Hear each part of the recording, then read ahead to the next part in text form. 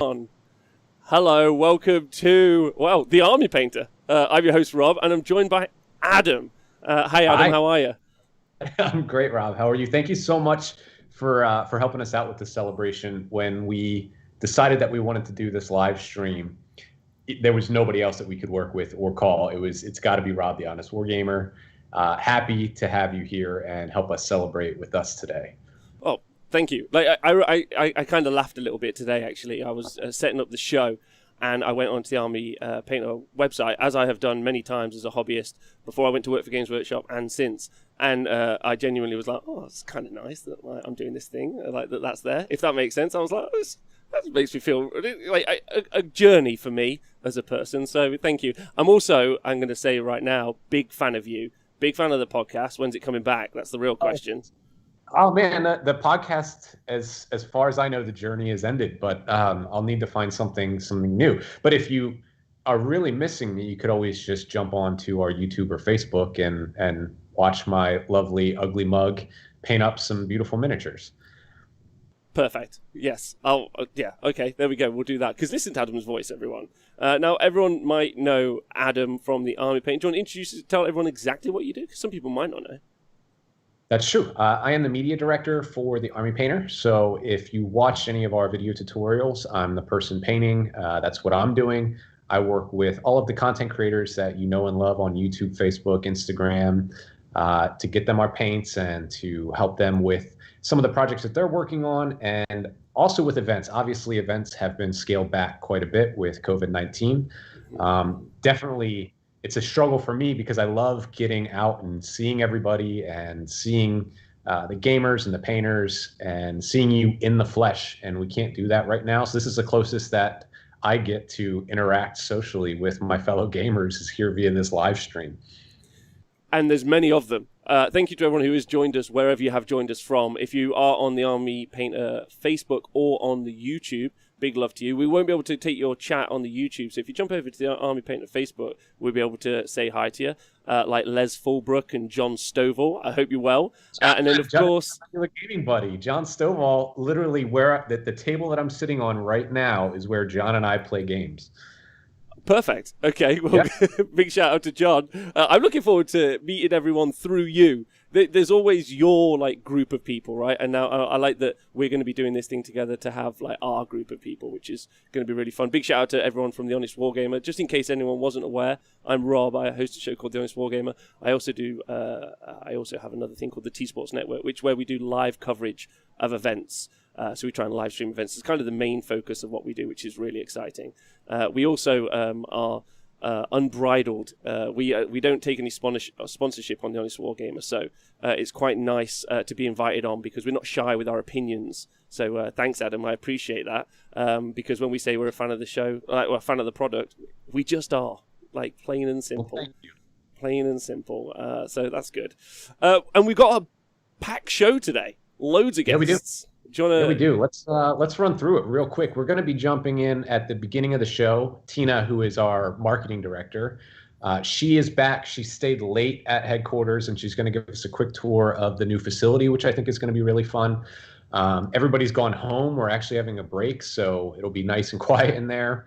We're going to be jumping in and talking to Ben Pearson from Watch It Paint It, Naomi Steele of Sword and Steel, one of our favorite Canadians out there.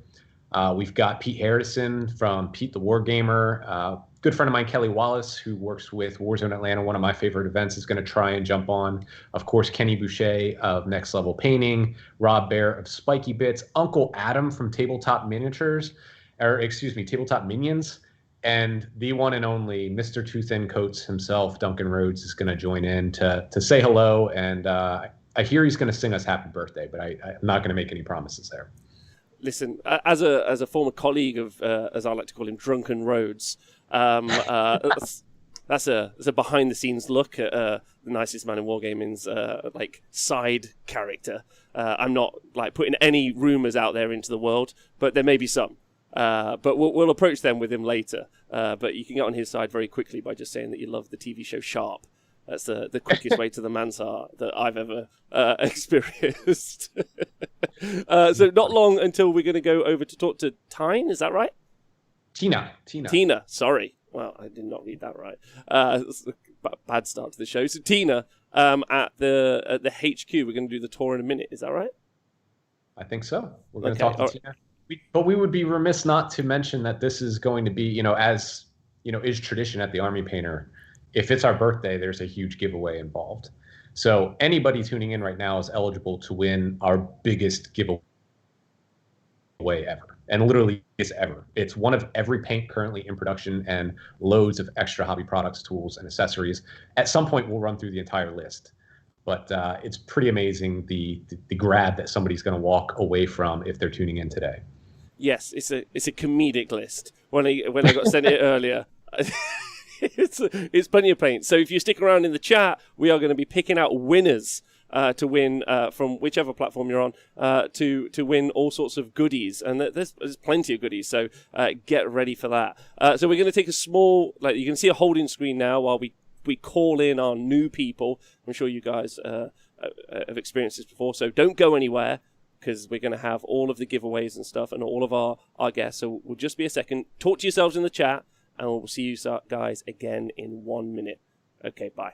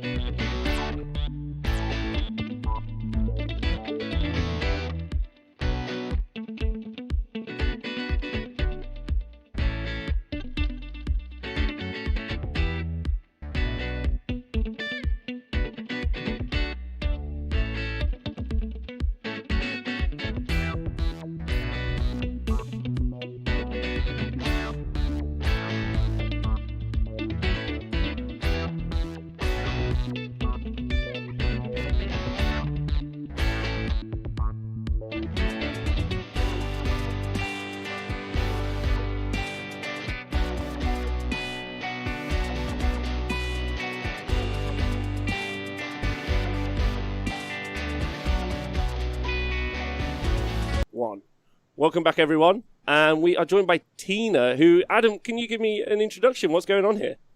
Tina is, first of all, she makes the world run at the Army Painter. She is the head of marketing, and she likes to keep me and the rest of the boys in line with all of the projects that we have and the new releases. So if you're excited about the content that you see and the new products and the packaging, thank her. She does fantastic work for us. And she's back at our new Scannable headquarters. We were in Herning, and we just moved for the first time in 12 years, I believe. Is that right, Tina? Yeah, kind of. Yeah. Something like that. It's been a long time, but now we've got this new facility. The company's growing. We needed more space. And why don't you give us a tour? Where are you at now, Tina? Well, I was actually just making you a prototype of something new and exciting, but it's so secret that I can't even show you. Okay. So, but yeah, this is the marketing office, and you're very after hours right now. So this is after dark private tour you're getting. This is my workspace, and I have my buddy Spidey hanging out right here.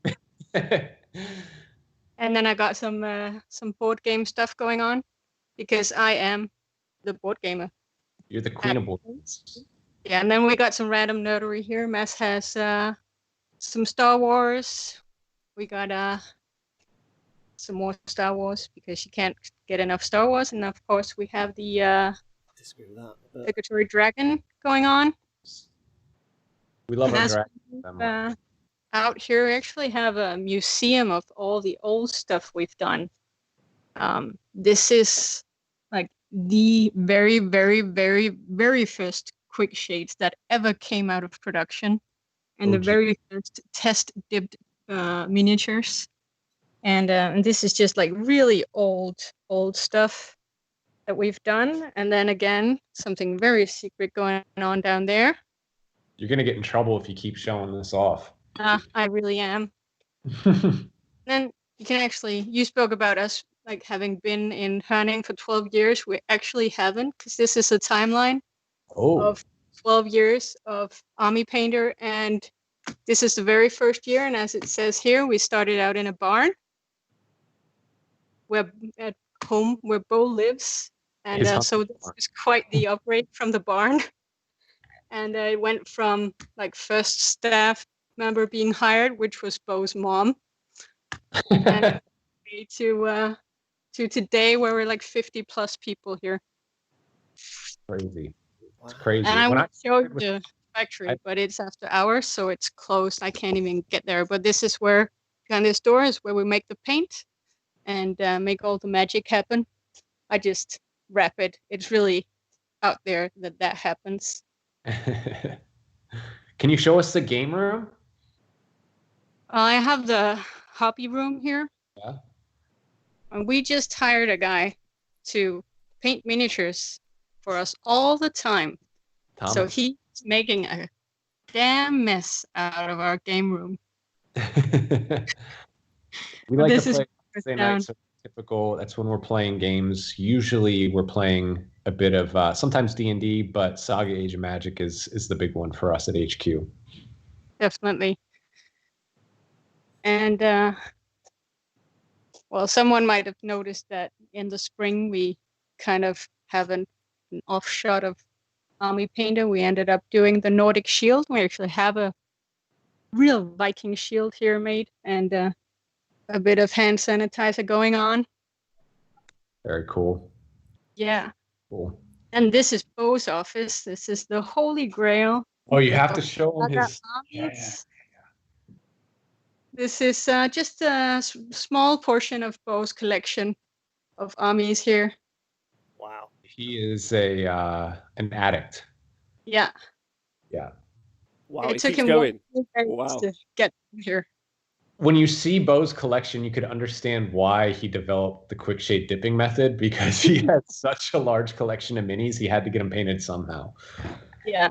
And he will paint an army before I even like pick a color scheme or anything. I know, he's crazy. He's crazy. Where are we going now, Tina? Well, I'm gonna move you onto the actual entrance here. Got the whole Army Painter logo with lights going on. And you've got one of those that's going to come for me for the new studio. I'll just have it up on the wall there too. Yeah. Sure. Definitely. No problem. We got my buddy Dibbit again here. Love him. By the entrance. Little gremlin. Yeah. And then just some just basic signing for the headquarters. We got the toilets, the administration, Green Guts is in there. Of course, just the direct route to the Death Star. It's up. Very cool. And then this is kind of our showroom. We show off the racks and the different boxes we have. And then it doubles at the moment as a photo studio. So also a bit messy because, well, even though we just moved, we're kind of growing out of this already. This isn't what I was expecting at all. Can I just? Is it okay to say that? Like in my head, I had I don't know if you've seen Chitty Chitty Bang Bang where they're making the sweets. I imagine a bunch of different vats of coloured paints and just some Oompa Loompas pulling levers. Not what it's way neater than I thought. I'm just gonna put that out there. Store. Okay, good.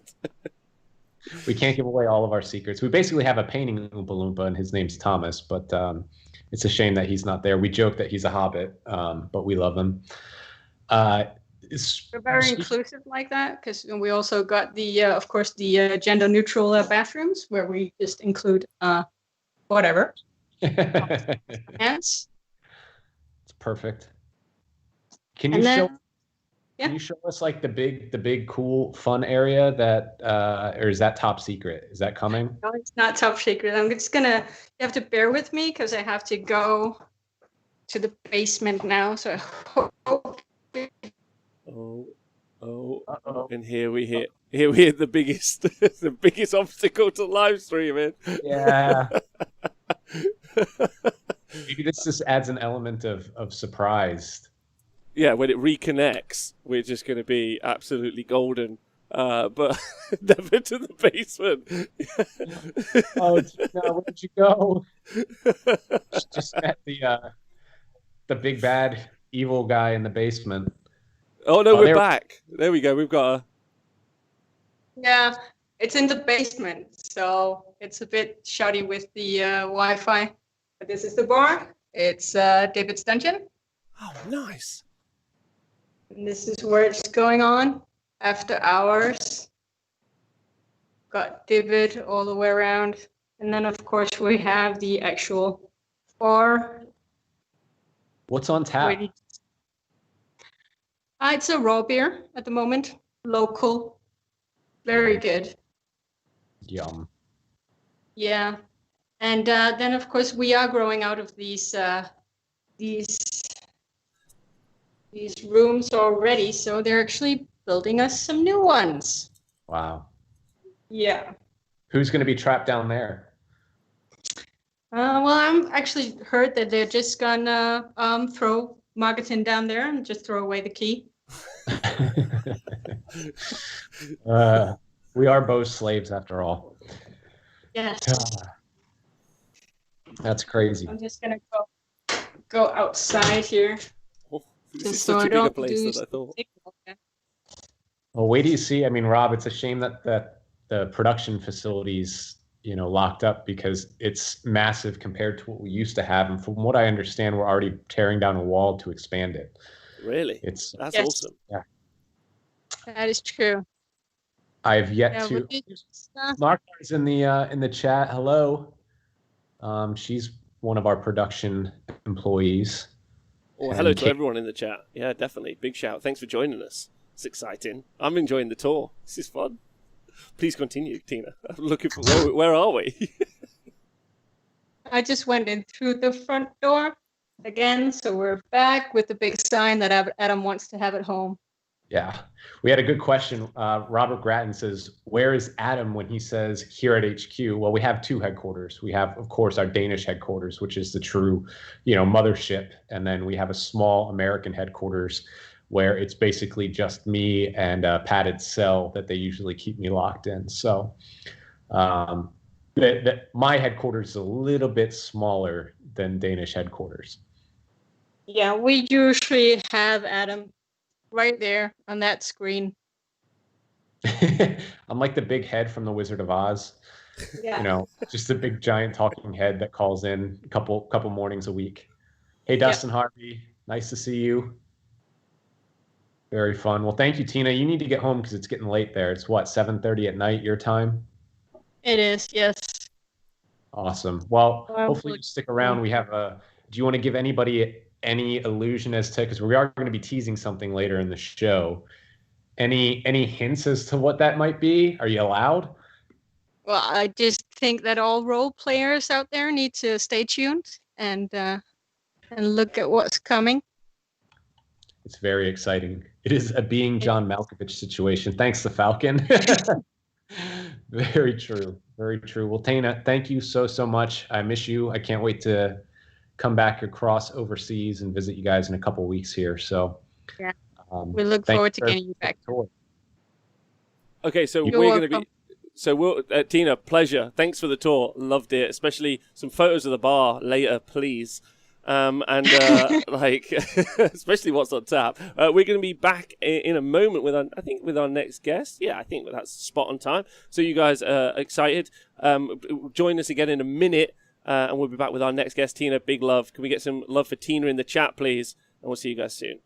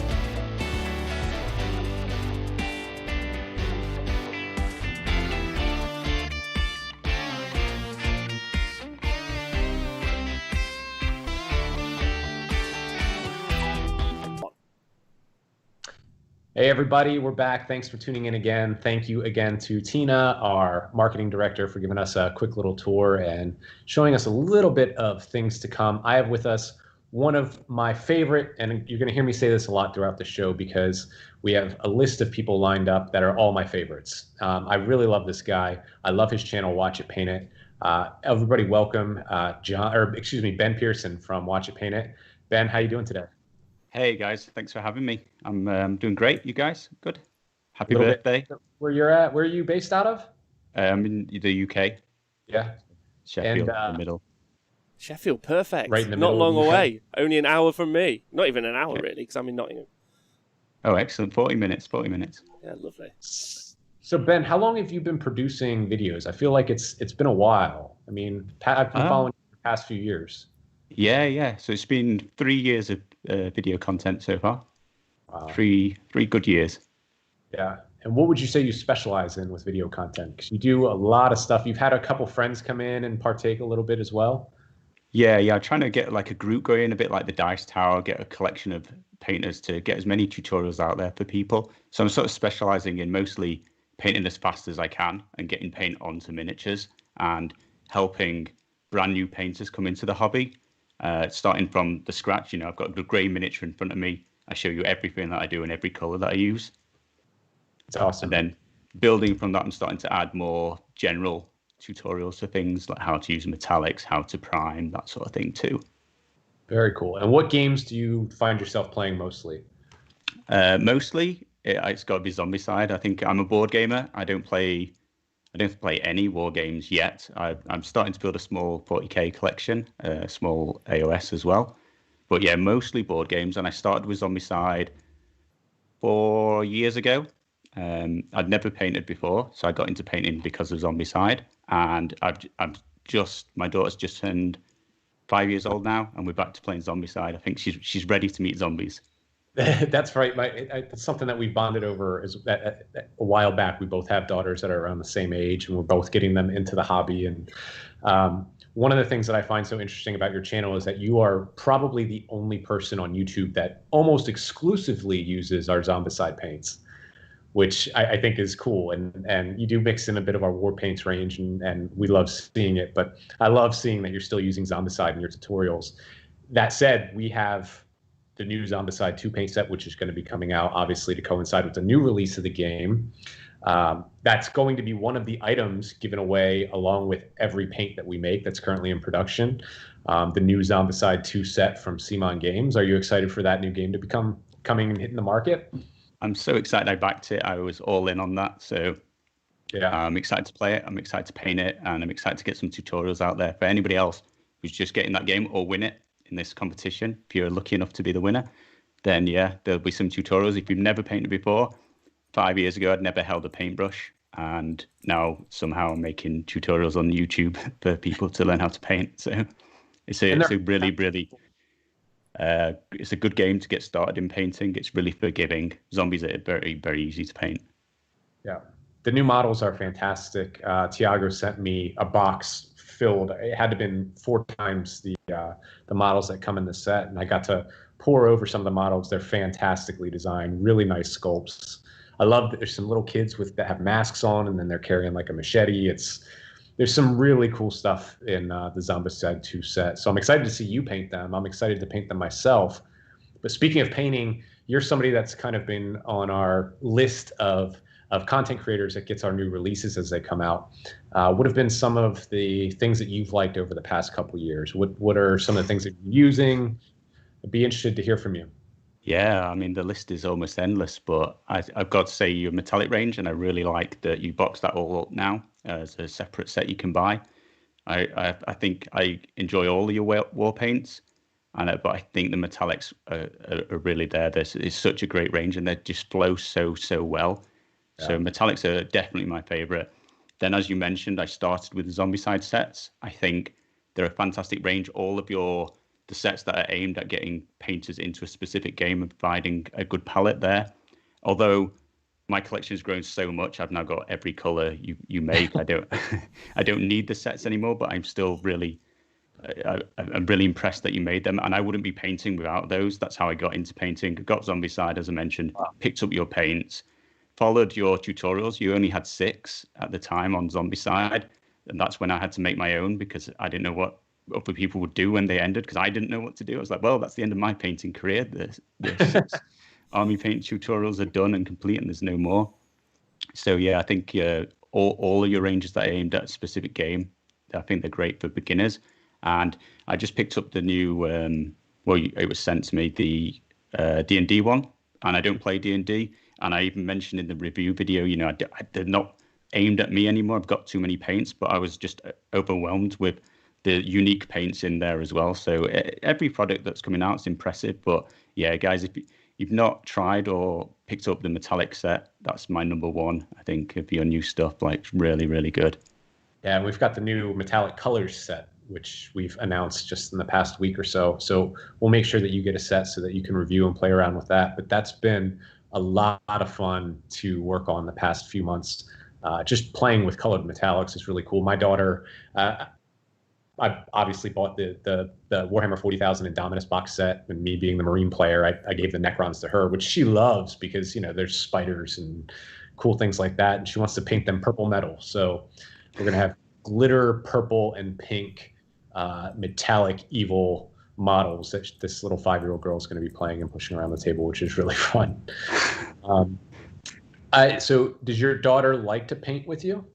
She likes to play more than paint. She has painted, and she often asks me to paint, but her attention span's not quite there. I started a sort of challenge for painting 40K, the kids chapter challenge, and she was the first participant in that. And I was impressed. She normally has an attention span of, it's under 20 minutes. It's about 15 to 20 minutes, but she was so into it. She sat and painted the whole thing. She drew the picture and I painted the miniature, and that was the way, but she was just so into drawing it. And then subsequently, she's been painting Marines every month or so. She gets through one.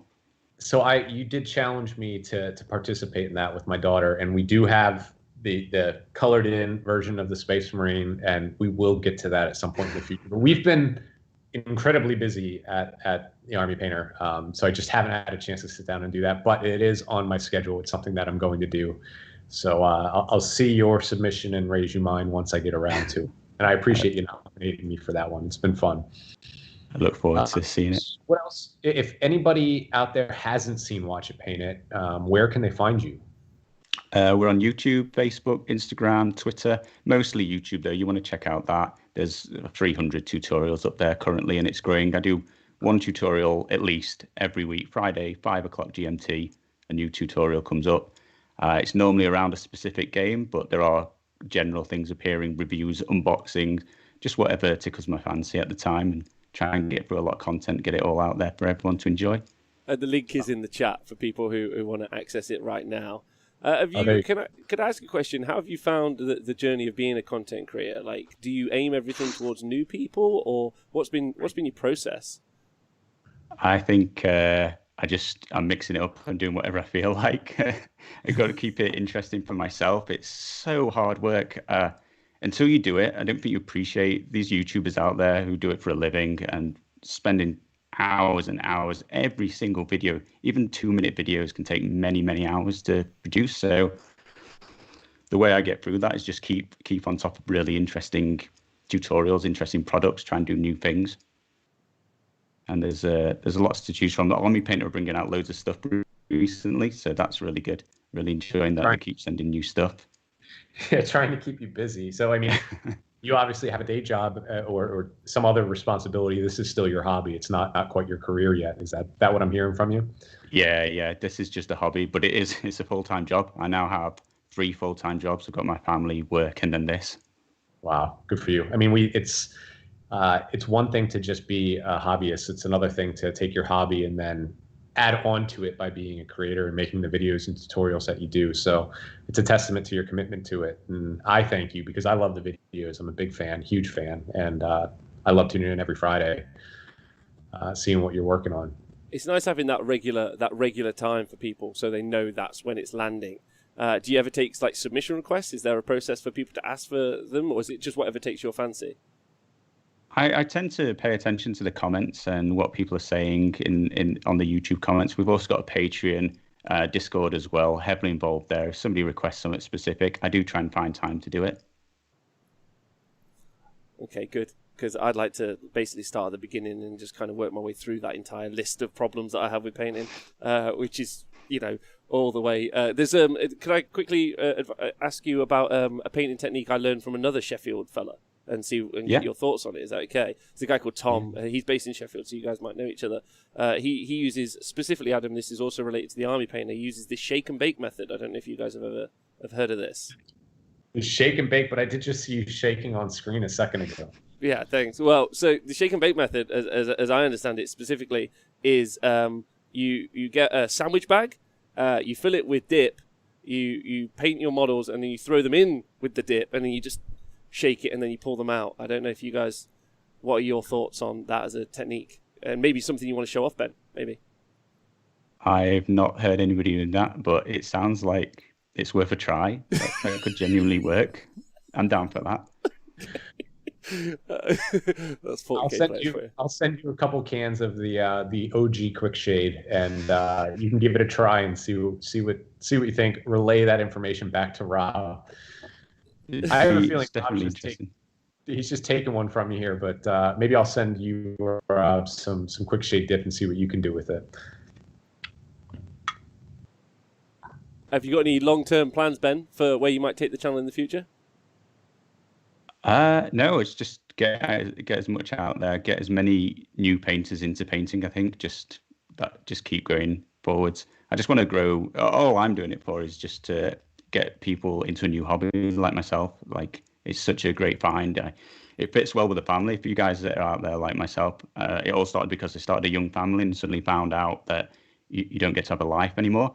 And I had to ditch all of my previous hobbies, and board gaming seemed like something I'll be able to do with my kids as they get older. I could play at home so my friends can come over. And then painting is just get up and go. I can paint a tiny bit. One of the kids wakes up, needs me, just put down the paintbrush, come back to it later on. And it's really, really easy to fit around having a busy family life and that sort of thing. So I want to just make it as easy as possible for people to get into painting. And I've just built on what the army painter did. There's 6 tutorials, and mine are very, very similar. It teaches you how to get going and every single step you need for a single miniature.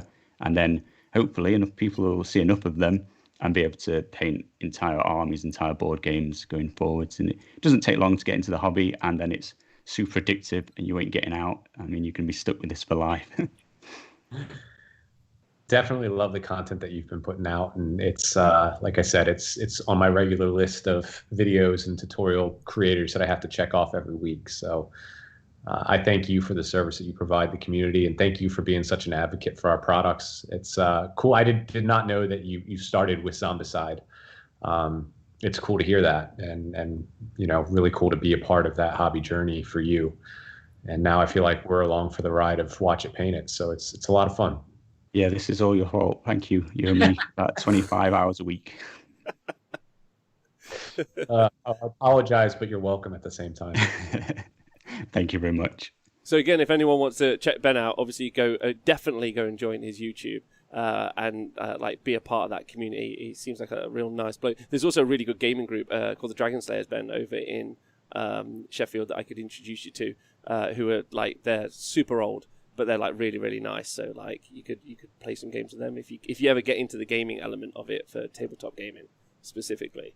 They're really nice. But thank you for being on. Is there any shout outs you'd like to make before we get our next guest on?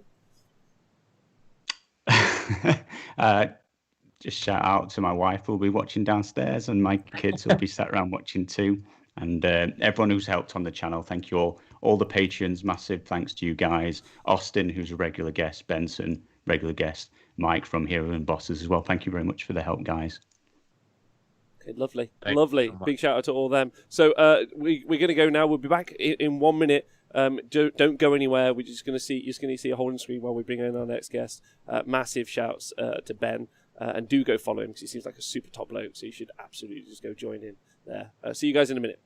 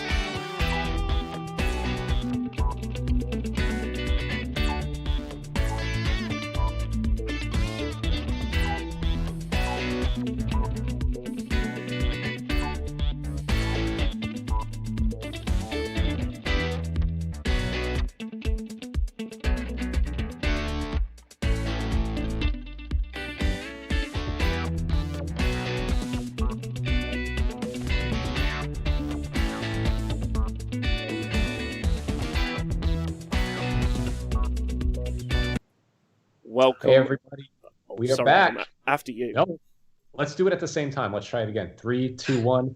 Welcome back. We're still getting the hang of this. Thanks again to everybody in the chat, for everybody tuning in. It's awesome to have you. And another thank you to Ben Pearson at Watch It Paint It. We have with us somebody who I recently discovered only a few months ago, but she has quickly become one of my favorite. And I told you I'm going to say this a lot. You. I only ask favorites. One of my favorite content creators on YouTube. And the reason why I love Naomi at Sword and Steel so much is because, Naomi, your excitement, when you get a new box of paints or Oh yeah, I love it. brushes or anything like that, is just, it's infectious. It's fantastic. So welcome. Thank you. Tell Happy everybody birthday. who you are. Oh, thank you.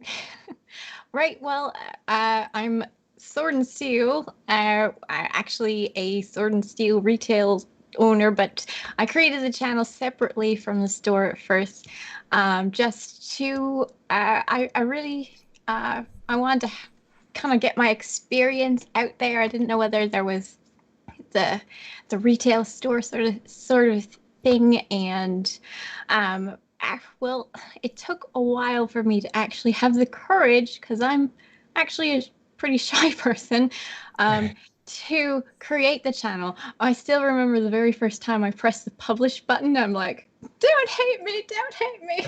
But we got past that now. I'm pretty good now. This is my first live stream, so I'm absolutely nervous, but I'm trying not to show it.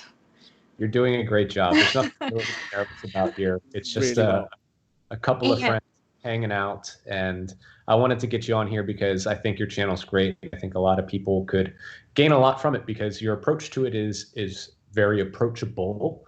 It's never super advanced techniques. It's this is how I do it. This is what I can do. Let's try this out. And you're very much experimenting a lot of the times, and I love that. You recently did the kind of unboxing with the Masterclass dry brushes. Yes, which I love. Yeah. And we've talked, because you are a store owner. How are things going with your store? Your store's based in, is it New Brunswick? Newfoundland. Newfoundland, I'm sorry. Excuse me. Yeah, no worries. I got the first 3 letters correct.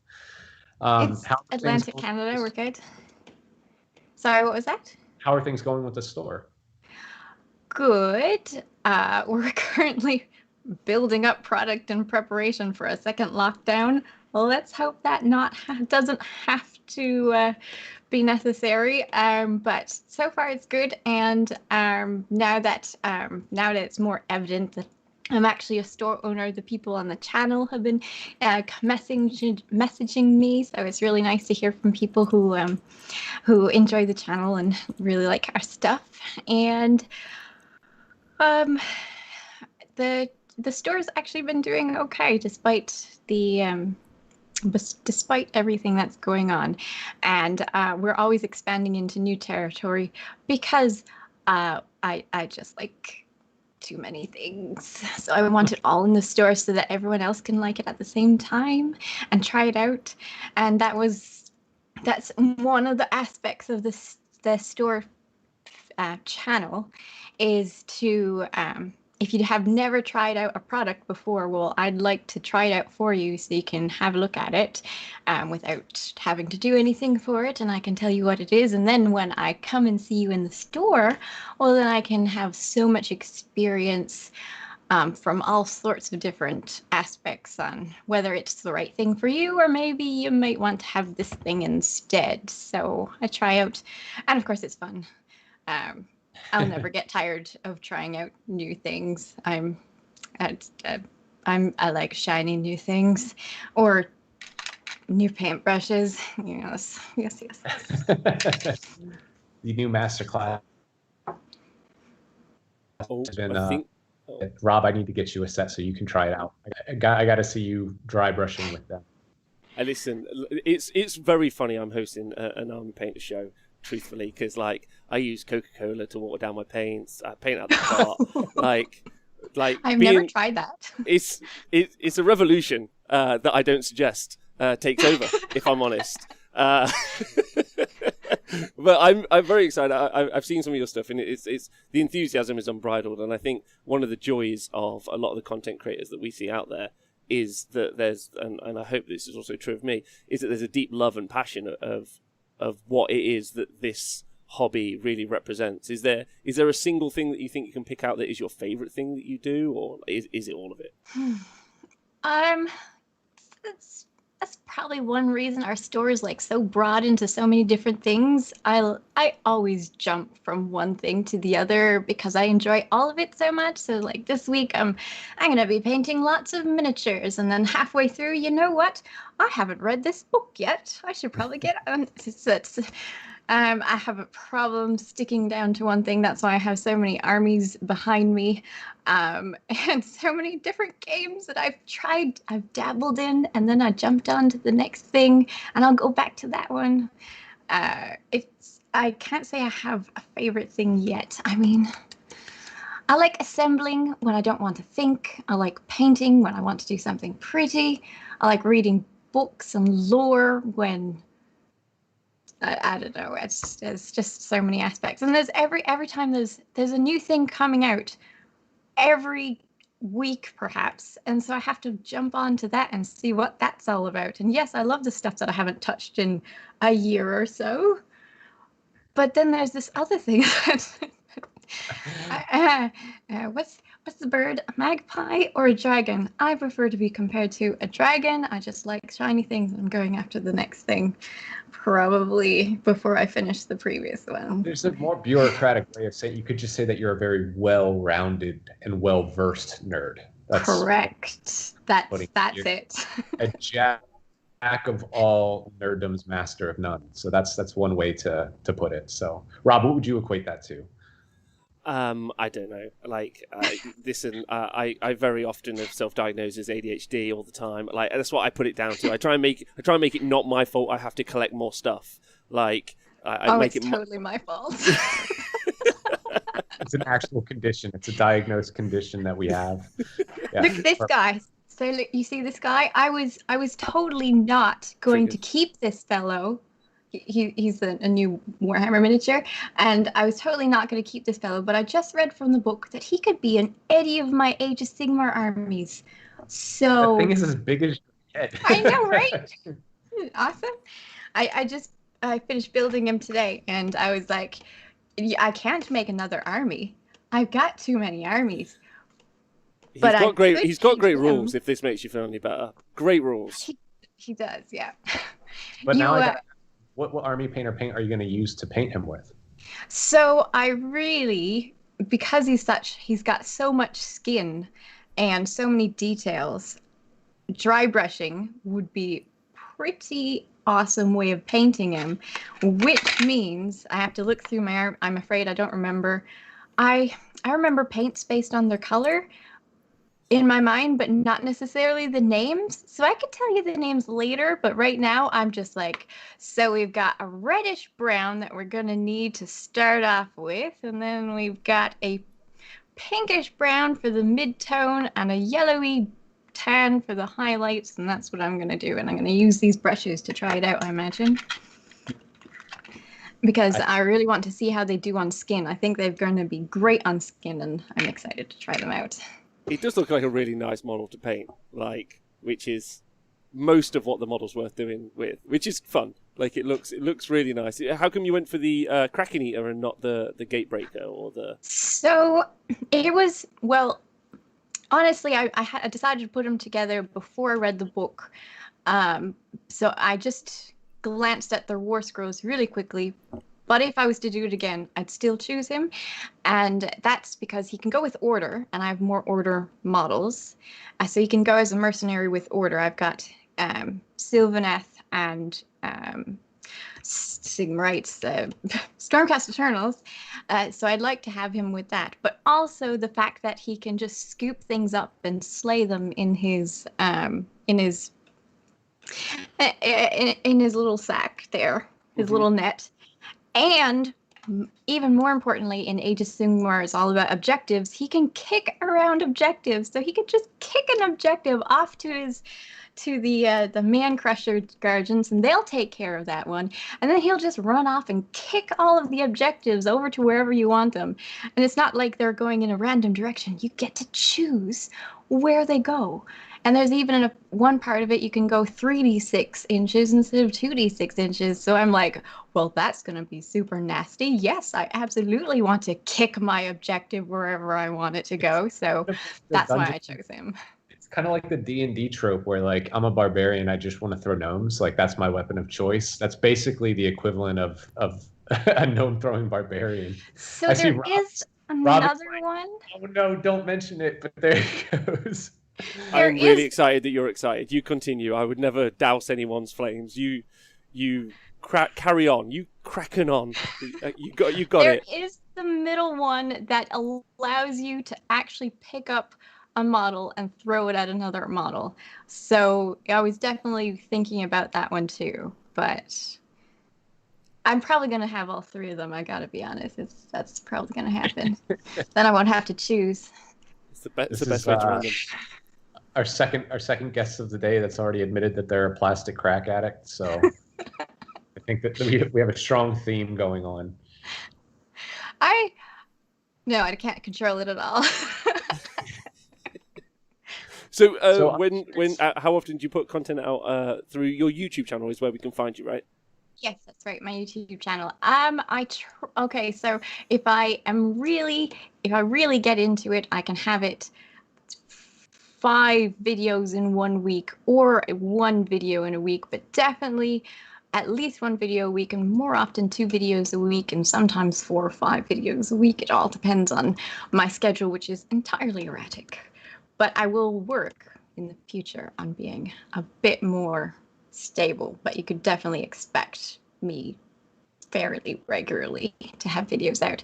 For example, once this is taken care of, you'll be able to see this guy in a video. I have to edit the video, but he's coming today, hopefully. Exciting. I can't wait to check that out. And make sure everyone who's watching live checks out Sword and Steel. The link is in the chat, so you can go and click that. And you seem lovely. If there was anyone that couldn't convince me Gargants are good, it's you. You did it. Well done. Congratulations. Oh my gosh, that's so cute. And you get to see all the tiny little details. Oh, it's pretty awesome. I didn't think I would like them, but I like them. I think Adam is still here. They look great. We're going to sign off now. It's been a pleasure. Thank you for coming on and joining us. Thank you for having me. Thank you. It's been really, really lovely. We're going to go away for a minute now, and then me and Adam are going to come back and just do some chatting. And we'll see you guys soon. So everyone give Naomi a wave, and we'll see you guys in a minute.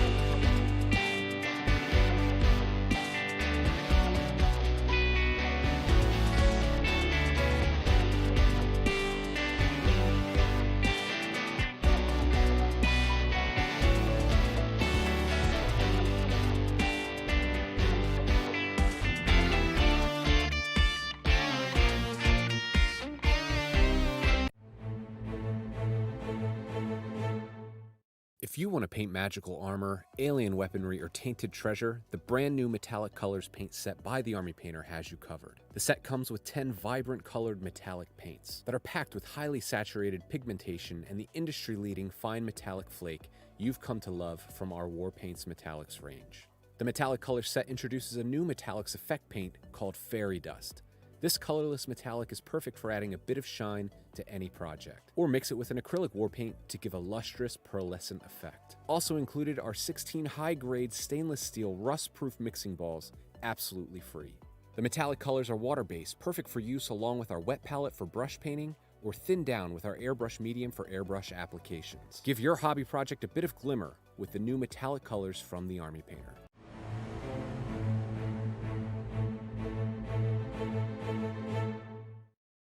While airbrushes are a handy tool for speeding up your painting process, thinning your paints can be a tricky process to master. The airbrush medium has been developed to enable our superior quality war paints to be used with an airbrush. Best of all, the airbrush medium has been developed as a 2-in-1 thinner and flow improver to simplify your airbrushing experience. It comes in our spill-proof precision dropper bottle design in a large 100 milliliter bottle that will last you for many painting projects to come. To use, simply add 1 part medium to 2 parts of your preferred war paint to your airbrush. Skew more or less medium depending on the pressure that you're spraying, but the goal is a creamy, almost milky consistency. Stir with an old brush and begin painting. The airbrush medium is yet another affordable and smart 2-in-1 solution from the Army Painter. Perfect to use with your war paints for all your airbrushing needs.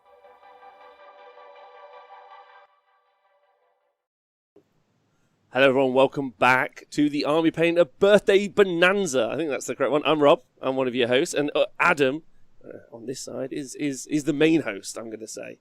Hey Adam, how are you? No, I'm not the main, I'm just the birthday boy, even though, you know, it's not my birthday, it's the Army Painter's birthday, but you're the real showstopper today. I mean, just look at you. That just Thanks. Also my birthday. What's that? It's also my birthday, which is a nice kind of like connection as well. Also my birthday, so that's fun. It is your birthday. Is it actually your birthday? 100% is my birthday. Yeah, I thought I'd drop you that on the. So when you asked me a couple of months ago, I thought I'd drop it on you live on air. So that's a fun little thing. So yeah, definitely my birthday today. 100%. That's fun. Which is nice that you brought to me one of the most painful experiences of my entire life, where one of the most upbeat ladies probably you've ever met regaled to me how much she loved a set of models whose rules I did nothing but lambast in the review shows that I do. One of the things I do is review battle tomes for Age of Sigmar and 40k, and the Gargants have been a real struggle for me this week. So she was so enthusiastic, though. You were pulling out the non-existent hair from your head, and I was like, "What is going on? What has pained you so much?" It's fine. It's absolutely fine. It was just a heartbreaking moment for me to witness someone. I could never douse someone so enthusiastic's flame. It was a sweet moment. I felt. Yeah. So we got some more guests. In not long. Yeah. What? Sorry, Adam. What did you say? I was just saying, I feel really crappy that you're just now telling me it's your birthday. Happy birthday. Oh, it's fine. I just thought it was a perfect like coalescing of the stars, I'm as excited. I'm as excited to be here as anyone. Like, there's loads of people in the chat, so thanks for joining us. You're going to give away stuff, which I think is one of those things I like on my birthday is to be nice to everyone else. I already have done a show earlier today. I've done a show every day now for like 211 days during lockdown, during my sort of weekly schedule. And everyone was super nice on the Honest Wargamer, so a big shout out to all my bros from there and my broettes. But you're giving away stuff now, and I don't think there's anything nicer than watching someone make other people happy. So this is fun because there's a whole bunch of prizes you're giving away, right? Should we run through the list now? Like, do the first run through, because let's do it. It's fun. It is comical. All right, count me down because I need to take a breath. Okay, all right. So this is the list of things that you'll be able to win today if you watch live. 3, 2. Okay, the D&D Adventurers paint set, the D&D Monster paint set, D&D Brush set, D&D Underdark paint set, the D&D Undead paint set, our new airbrush medium, our basing brown battleground, basing snow, basing grass green, field grass, steppe grass, summer undergrowth, battlefields, rocks, battlefield razor wire. We're not even like 10 through. All of the tufts that you could think of. Our Battlefields basing set, every one of our color primers. I'm not even going to name them all. Battlefields basing glue, our plastic glue, Aegis Suit satin varnish, the Wargamers mega brush set, the Project Paint Station, the miniature model drill, precision side cutter, miniature model file, hobby knife, Miniature and model magnets, plastic frame cutter, mixing balls, drill bits, hobby starter brush set, marker light, laser pointer, target lock, laser line, rangefinder, tape measure, magic super glue activator. Our self-healing cutting mat, wet palette hydro pack, masterclass dry brush set, the war paint zombicide toxic imprisoned set, war paint zombicide survivor paint set, the zombicide black plague set, Kings of War green skins paint set, Kings of War dwarfs paint set, Kings of War undead paint set, Ogres paint set, the Mega Paint Set 2019 Quick Shade Washes set, Guild Ball Kickoff paint set, Rising Sun paint set, Wargamers Mega Paint set, War Paints Metallic paint set, and our brand new Metallics Colors paint set. Was that enough for you guys? Are you happy? Are you not entertained? That is literally one of everything that we make. That is a lot. Sorry, just again, the 7th one was? Okay, I'm going to take a nap. Don't ask. Well, I guess we'll have to do that again at some point in time, but maybe we should just break it up into like quadrants. We'll do like 12 at a time, and that might even, it's exhausting. It's a lot. It's a lot of stuff. I personally big fan of the color primers, the spray cans, bubble bam. Always been a big fan of those, forever and ever. And I'm not shy about saying that. I think they're great. What I really like about that, and I'd like to ask you a little bit of a flip the tables and interview you. What I like is the consistency that you guys have kept. You guys have kept a model, like a paint range for a long time. So it's not like they come and they go. It's just like is it right? Am I thinking, has anything ever been put away, or is it just you've only ever added to the ranges? We've only started kind of adding to the ranges recently. Excuse me. I'm still catching my breath from that list run through. Okay. You did great. The colors from the War Paints range was actually very carefully thought out because when you talk about paints, it's very easy to. So we might be having some connection. You don't need. Oh, am I still here? Yeah, you are now. Go for it. Okay. Go for it. You might you could have 60 to 100 different shades of green, but in reality, you don't really need that when you're trying to paint an army. When 16 might do. So it's fairly concise, and we try to cover as many of the bases as we can, and then we supplement as we go. And fortunate for us, we don't make our own game system.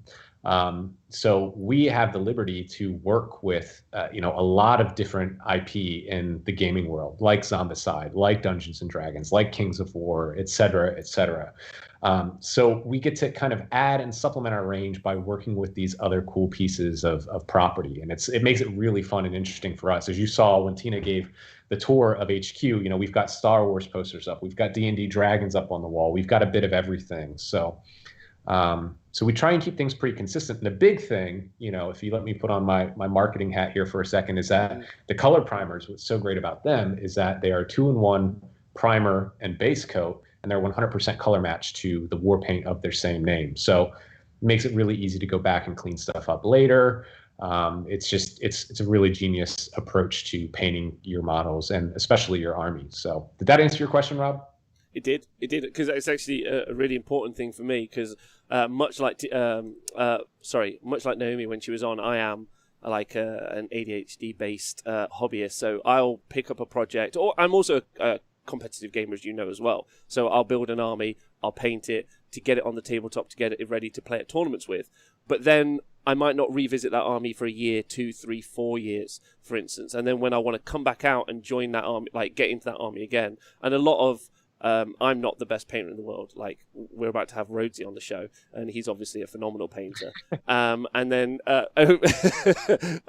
don't mind, because I paint to get stuff on the tabletop, and I think army paint and stuff helps me achieve that aim, which is exactly what I want from your product. But it also means it's consistent, so I want to go back to that. I get to go back to that, and that's really important for me when I re-envision or just keep adding to an army for a tournament as well.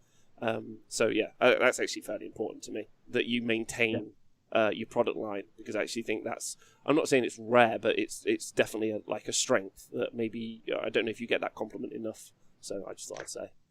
Our retailers really like it, I can tell you that much, because it makes restocking a lot easier, and they know that they're going to get the paints from us. I mean,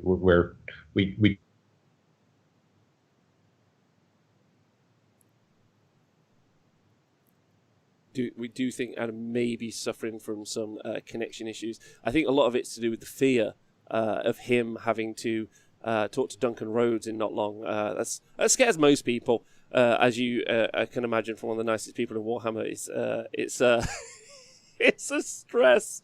It truthfully is. Well, we wait for Adam's internet connection to come back, which is it's fine. We can hear you, bud. Don't stress. Honestly, it's sorry. I'm freaking out over here. Worst things have happened at sea. You're doing real well. I'm really proud of you. This is honestly going way better than I thought it was going to go. So when you asked me to do this, I was like, yeah, I could do this. But actually, an hour and 15 in, only no mistakes. That's probably, touch wood. This is so you guys are lucky that this is even going this well. So I'm proud. You've just jinxed us. Thanks a lot, Bobby. I really appreciate it. But I mean, if you think about it, you're in Nottingham, right? Or where are you at right now? Are you in Nottingham? Yeah. At the T Sports Arena. And I'm here, and I'm in New Orleans. And then we've got guests from Newfoundland. We've got guests from Sheffield. We've got guests from all over the country, Hollywood, California. So this is we're testing the world internet powers right now. So thank you to Hawkeye159. This is brilliant so far. We think so. So thank you to everybody for tuning in. I wanted to touch on something that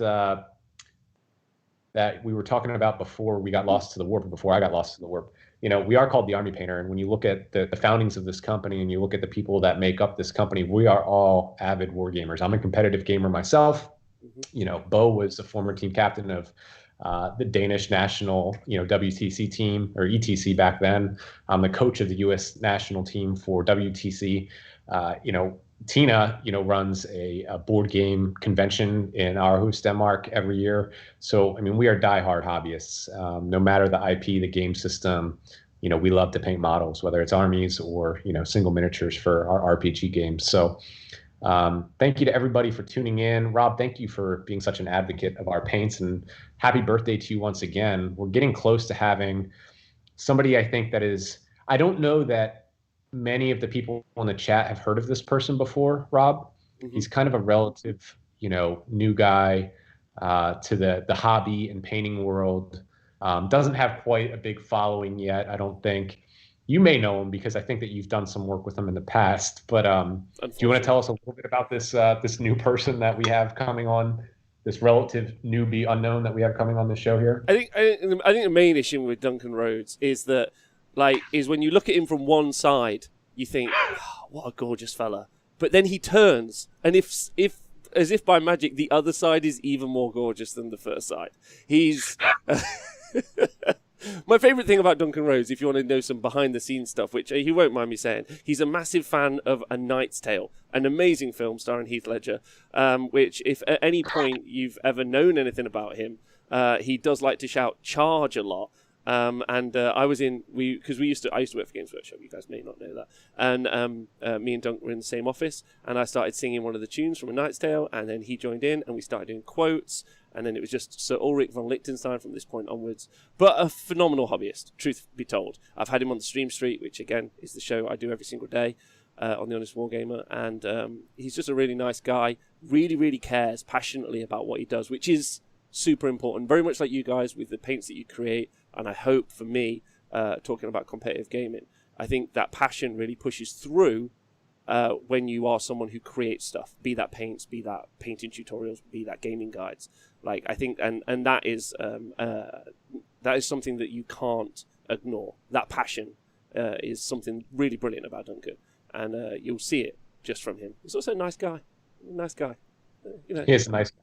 I just love that your lead-in was, the thing that you have to keep in mind, the problem with Duncan Rhodes, that was your lead-in to this, really long romantic description about your history together, was the problem with Duncan Rhodes. I'm sure he's getting a good giggle out of this if he's watching and getting ready and queued up, because I'm really excited. We're going to go get him now is what we're going to do. So we're just going to go for a small... Yeah. We're going to go for a small 1 minute break now. You guys hold on, and you get to see the man himself, Mr. Two Thin Coats, Mr. Rhodes.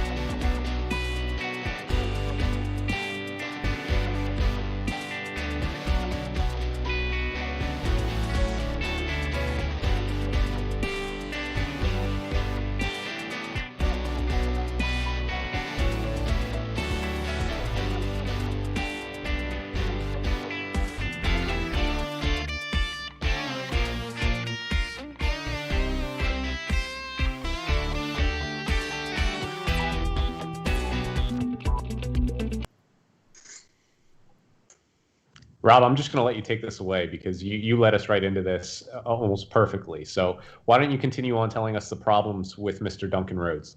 Too nice. What? Is what it is. Too nice. You got me right in my feelings. Let me tell you, Duncan, the problem with you is if this was the time of Sharp, you would be on the French side. And I know that's a truth. Yeah? Yeah, it is true. I do have a French uniform. Hi, Duncan. How are you? Hello, I'm very good, thanks. How are you? Lovely. Lovely. I really enjoyed today. I've got to meet loads of great people, and then I just get to see some friends from yesteryear, which is lovely. How's the paint studio going? Oh, it's going very well. It's very well. I'll tell you what, though, it's been a very long week. We've been painting the Silent King, and that's a model that back at workshop we'd have like blocked out maybe 2 or 3 weeks to paint, but we managed to do it in 1 week. Just Amazing. I think Roger's still uploading the file, so it's been a long week. But it's been loads of fun, really great just to expand, our horizons into all these different games and miniatures and things that we like, and being able to kind of chart our own course. Really, it's been lots of fun, and Roger's been having loads of fun trying out new things, new tricks, and getting new equipment. And he's a massive nerd for it. Really, he calls me a nerd, but he's a nerd too.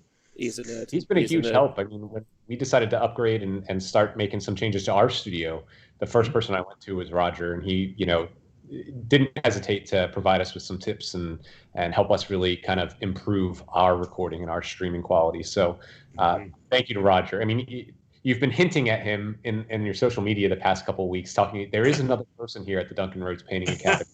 And yeah, I mean, he puts in a lot of work for you guys, I'm sure. So Duncan, I just want to say it's been a pleasure getting to work with you the past few months, and we've had a lot of exciting conversations, and I love the channel. I love the way that you're able to demystify, painting techniques, and I think that your approach is great, and obviously the world loves you for it. But I would love for you, because you've told me a little bit about, we're talking about A Knight's Tale a little bit. There is a single Army Painter product in your repertoire that has somewhat of a reputation, Excalibur. Will you tell us a little bit about Excalibur? Yes. Do you know what? Hang on. Do you have it? It's down here. Here we go. Here's my wet palette that I brought back from work today. I'm going to introduce you all to Excalibur. So Excalibur is a regiment brush, an Army Painter regiment brush. Here he is. He's a little bit mucky because he's been seeing lots of use. This brush is strange. It's like it's the chosen one. It's like it holds a point like no other brush I've ever used, and I've been painting entire miniatures from start to finish with it. So it's large enough to do all my base coating and everything, block everything out, and then it's fine enough for me to do edge highlights and everything. I've painted entire Space Marines with this. I've painted historicals. I've painted French Napoleonics, Rob, with this. Yeah, it's brilliant. I love Excalibur. It's like, he was in a packet of paintbrushes, and our eyes met, and from that point on, been using it a lot. Have you thought, like, as well as doing the Painting Academy, setting up like an Ollivander style like paintbrush shop where people come in and you can kind of... Yeah, that's not a bad idea. Perhaps, as my fringe continues to recede and I start to become an old man with more grey hairs appearing in what little facial hair I have, perhaps I could move on to getting like a little shop in some small village in England somewhere, and painters could find their way to it, and I could be like, let's see. And this would be the brush you would suggest. What brush is it again? This is a regiment brush. Okay. Standard regiment brush. So when getting paintbrushes, you always get slight variations in them.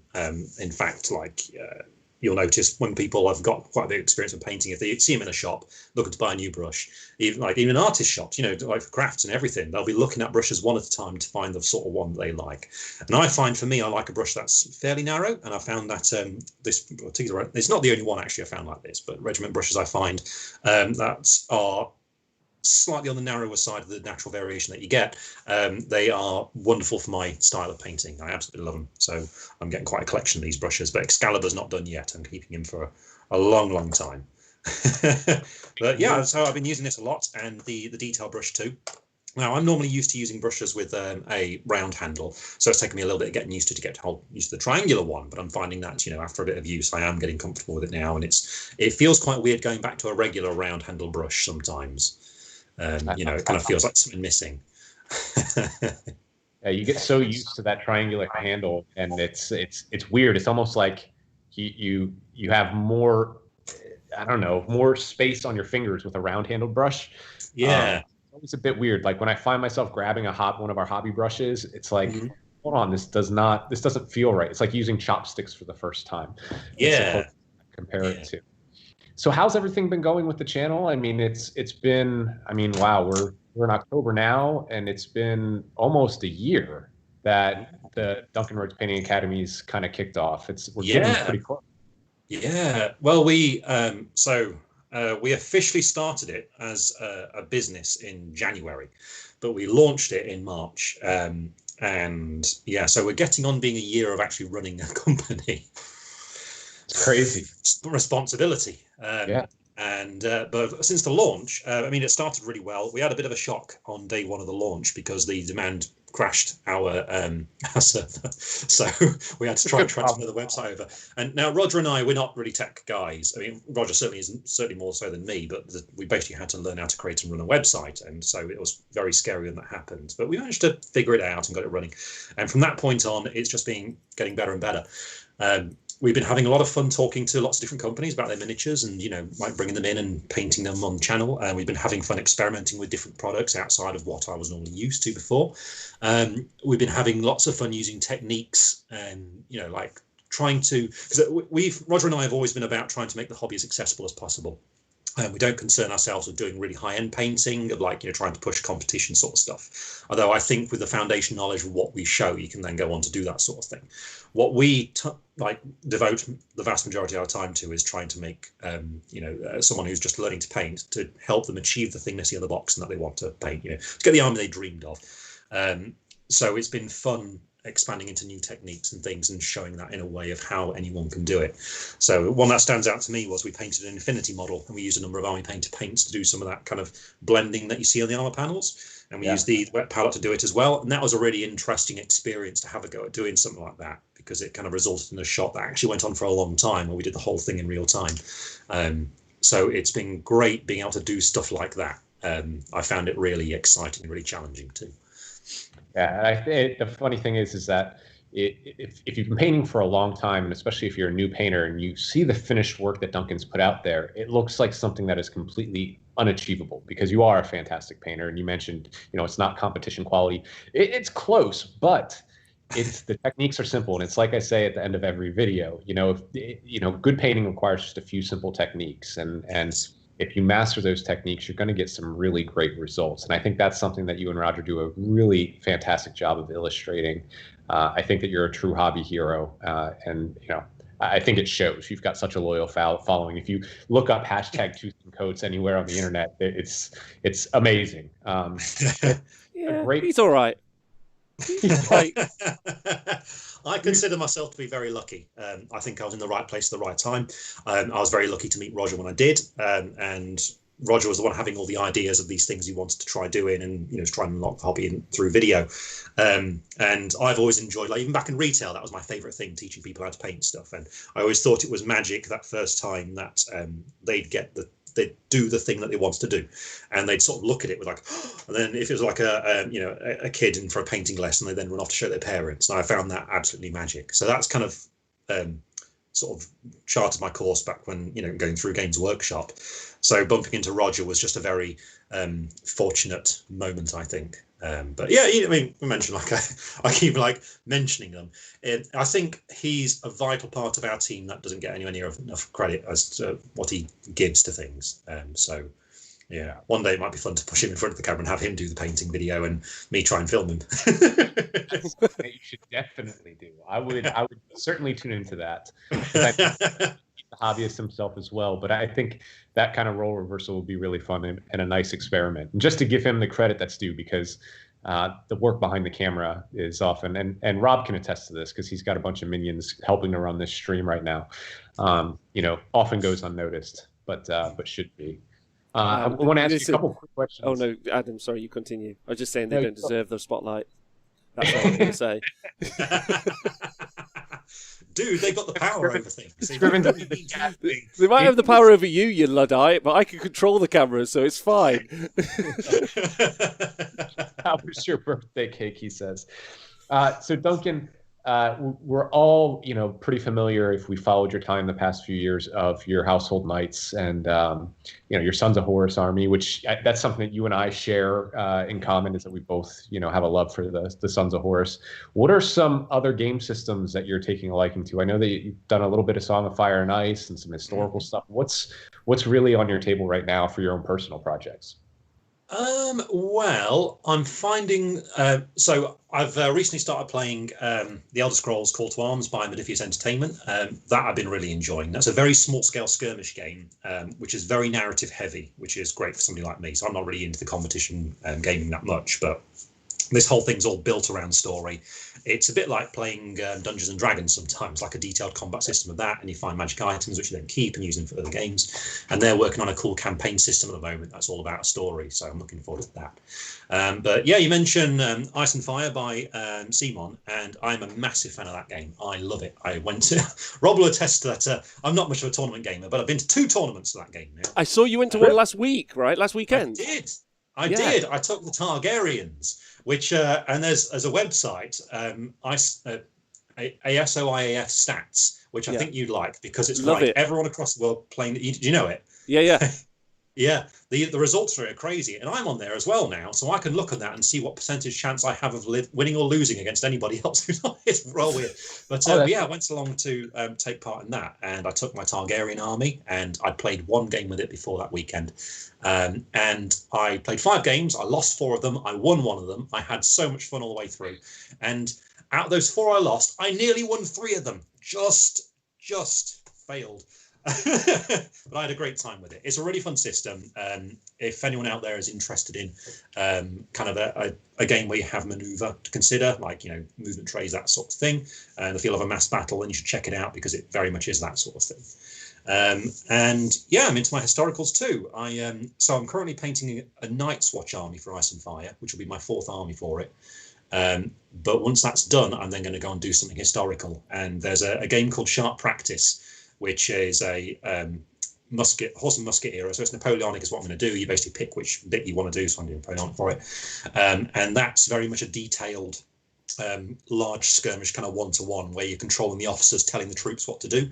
So it's like you're sort of indirectly giving the orders through your characters, and it's a lot of fun. If anyone's ever read a Sharp novel or watched one of the TV shows, it's basically that, but a war game of that. So I'm very excited about that. I've got a box of some French infantry. That's what I'm going to be painting for it. So yeah, those are the 3 main things that I'm doing at the moment. There you go, Rob. There's the Sharp reference that you were looking for since before we had him on. It's always happening. See that or Hornblower, but like I don't. There's no judgments. I'm just right there with him. I was like, "You've got me." Like, I'm in. Where are we getting them from? I'm there. Like, sounds great. We used to quote at each other across the room, didn't we? He's sharp. He's fast. He'll see you. Anyway, we won't do that. But like, I'm super stoked for you, bro. Like, I think it's brilliant that you and Roger are doing this thing, and I also think, like, having had you on the show earlier in the Stream Street, I think one of the things that, like, I can attest to is it's wonderful to say that you always want to help the new painter out. Like, I know for a fact you've just done the Silent King. That's a terrifying model to someone like me, especially as you know I'm a terrible painter. Like, and the fact that I know you'll babysit me through the entire process is an excellent thing, and like, you gear it towards people like me consistently, and like Adam says, you end up with this amazing product at the end of it. So I think that's a wonderful endeavor, especially now that you can do it through other game systems as well. So you can yeah. Well, there's so much stuff out there, and there's so many cool things, and we find that a lot of people kind of get introduced to it through just sort of, I guess, binging YouTube videos and things. So it's quite exciting when we do post a video for something on our channel, because we've got a YouTube channel, but we've got more content on our website. But on the channel, we sort of like, throw out things like that are interesting little subjects. And people encounter things that they didn't even know existed. So last week we put up a Skyrim miniature, and in our comments we had loads of people saying that they had no idea such a game existed. So it's really cool to be kind of sharing that knowledge. Same with hobby materials too, and using things like a wet palette and stuff. using these different paints from Army Painter 2. It's been introducing people to other colours and things that you can do with them. Because as you get more experience with the paint, you'll understand the paint behaves in different ways. So when we start picking out some ones of these and people try it, they suddenly start to do things that they never thought that they could do. So yeah, it's always a challenge sticking to your guns about keeping on with your target audience, because it's very easy to fall into a trap of just trying to paint really well all the time, and that's not really what I'm here for. So yeah, so I'm glad that glad you like that. Tell you what, that's Silent King. Ooh. Yeah, that's my daughter's a Necron player, and I'm trying to sway her away from that. I was like, why don't we just get it like a monolith or something that's easy to paint? I have a question from the chat here. Gitley says Duncan's favorite 40k units are 2 thin Zotes. True or false? I'd have to say that's false. Oh, what would it be these days? I love the new Necron Warriors. I really like them. Possibly Chaos Space Marines. Maybe a Chaos Army. Wow. Oh my God. Okay, we got to go because he's just broken all the rules. Duncan, it's been a pleasure. Thank you so much. We got Pete the Wargamer coming up next. So we just want to say, obviously, you go find Duncan at the Duncan Rhodes Academy. Like the links are everywhere. You just have to type his name in. I think you might only have to type Duncan in. I think actually, but Duncan and painting, and you'll get everything that you need. But Dunk, pleasure seeing you, and also my love to Roger, and I hope you're both well. I'll pass that on. Great seeing you guys. Thank you so much. See you soon, bud. All right. Okay. Bye. Join us again in a moment, and we'll be talking to Pete.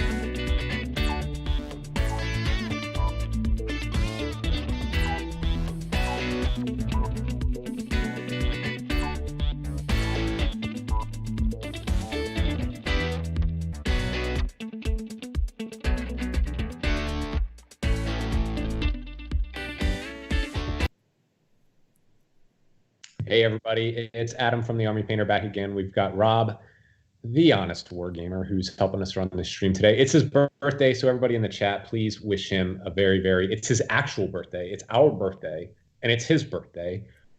What are the odds? And today, it's birthday. Today we have another one of my favorite content creators on the internet, Pete Harrison, otherwise known as Pete the Wargamer. Pete, how you doing today? I'm great. Thank you for having me on here. Well, thank you for being here. Thank you for being here in celebration of our 13th birthday. So in our 13 years in existence in this hobby industry, I'm curious, how long have you been working? Because you've been around since before my time with the Army Painter. You've been working with us for quite a few years now, right? Yeah, so I started with the Army Painter about 6 years ago. My first tutorial was for a Zombicide Fatty from the very first Zombicide game. And I'd been doing kind of a few videos of like video reviews, and I thought I'm going to do a tutorial. And I had Zombicide, and I had one of your Zombicide paint sets, and I started that one was the first one that I did, and I really enjoyed doing it. I really liked kind of sharing the knowledge and teaching people how to use paints in certain ways to get certain effects. And yeah, it's all kind of just started from there. That's amazing. I love the channel because I think you're another one of those creators that does a really good job of breaking things down and really showcasing how things work. And then you take it a little step further because you get hyper focused, especially with like the conversions and little tips and tricks like that. And I've been noticing on the channel that you've been doing a lot more conversions. Is that something that's starting to kind of take over your love of the hobby more so than the painting? I've always done conversion ever since I first started about 17 years ago. I've always done little conversions. I've just kind of used a few bits from my bits box and just done a conversion. But I feel like I just wanted to. I noticed it wasn't really as many guides. There's always really cool conversions on Instagram and Facebook and things like that, but there weren't really too many guides on people how people can actually replicate those kind of things. So yeah, I did want to start doing conversions, and I really enjoy doing them, and people really like them, so I carry on doing them. But I still really enjoy doing the painting side of things. And I think one of the big things that I like to use the Army Painter stuff for is historical tutorials. I think it's quite an underserved aspect, especially on YouTube. There are a lot of tutorials out there on blogs and websites, but some people prefer to see things actually in action. But yeah, it's still always going to be a thing. I'm always going to enjoy doing my historical stuff. I dip in and out of them every now and again, but conversions do take up most of my time at the moment. Yeah, it's interesting. I think one of my earliest experiences watching one of your videos was probably an American or German infantry, maybe an American paratrooper or something like that, Warlord Games style. And one of the things that I've learned watching you was how to use quick shades and how to really use them. And you thin them down with our quick shade mixing medium. You were the first person to really turn me onto that years ago and long before I started here. So I credit you with a lot of my quick shade technique because I picked that up from you. And it's if anybody wants to learn how to paint miniatures, any one of the people that we've had on the show is a great person to check out, but you should certainly go find Pete the Wargamer on YouTube and subscribe. Where else can our fans and our followers here today find you? YouTube is the main place, but I do have an Instagram as well. I'm intermittently active on there when I remember to post things. But yeah, I do turn up on Instagram. I have a Facebook page as well, but again, YouTube's always the best place to find my stuff. Yeah, awesome. I've been asking just about everybody on the show, what is right now your favorite Army Painter tool that you kind of have in your arsenal? Or what are some kind of long holdover standards that you just kind of keep in your back pocket? So I think you've already touched on it with the quick shade mixing medium because I started using the Army Painter stuff before you really kind of expanded the range out, and you just had the three kind of the soft toning, strong toning, and dark toning. And when you expanded that range and you released the mediums, I was like, this is amazing. I've used it for not only Army Painter washes, but lots of other different brands and things like that. And it works incredibly well. And it just means you get so much more control and fine control about how you're applying the washes. But yeah, I think that, and I'd say the dry brushes as well. I've been using them so much recently just to get some really quick paint jobs done, and they're just really nice and easy to use. Yeah, what I found with the dry brushes, and when we started developing them, was it's not just for dry brushing. Calling it a dry brush is almost like a misnomer. I mean, yes, they're fantastic for that, but you could do so much more with it. Just building up layers, stippling. I like to call it push blending, where it's kind of like almost like an overbrush. You could do so much with those dry brushes. They're really kind of crazy. So it's been an exciting product. That, along with the airbrush medium and the wet palette, have been, a little bit of a departure from what we've done previously, but they've turned out to be very successful and people seem to really love them. Excuse me. So what do you have in the pipes right now? Like what do you have working up, at Pete the Wargamer TV? What's the next tutorial to come out? What's the next project? So it's conversions at the moment, but I'm going to be doing a Dragon Spears conversion, which is a new Salamander's successor chapter, and I think Elemental Bolt would be really nice for kind of getting that really nice bright turquoisey blue color that they have. But I want to kind of get back to building up a bit of a collection as well, and probably going to go into doing a little bit of Kings of War again. I did do it a while ago, but I haven't really touched it for a long time. But there's some really nice new kits coming through from Mantic Games. I think they'll be nice to do some speed painting guides on for the new Ratkin and their goblins as well. Yeah, Mads at HQ is a big Kings of War fan, and they've got, as I've talked about before, we play Saga Age of Magic. That's kind of like our homebrew game. It's not our game, but it's the game that we like to play at headquarters. And there's a lot of models from Kings of War that we like to use to build our Saga forces. So excited to see those new kits and excited to see what you do with them. I wanted to. Are you a Zombicide fan as well?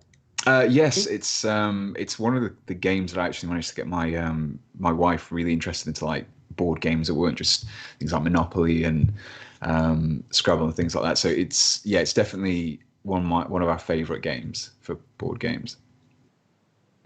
Yeah, it's what's really exciting is that part of this giveaway. I think but we're giving away one of virtually everything that we make, from Kings of War paints to D&D paints and everything in between. But our friends at Simon Games have already stepped up, and they're going to give us an early release of the Zombicide 2 set. So one of the people who is tuning in and watching this at home is going to not only get one of everything that we make, but an early release of the Zombicide 2 set. I have a couple of the miniatures from Simon. I'll have to send a couple your way so you and your wife can get started painting. So you have a couple ahead of time already finished and ready for the game once you get your hands on it.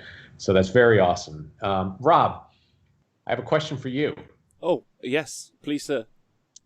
How jealous are you of Pete's hair?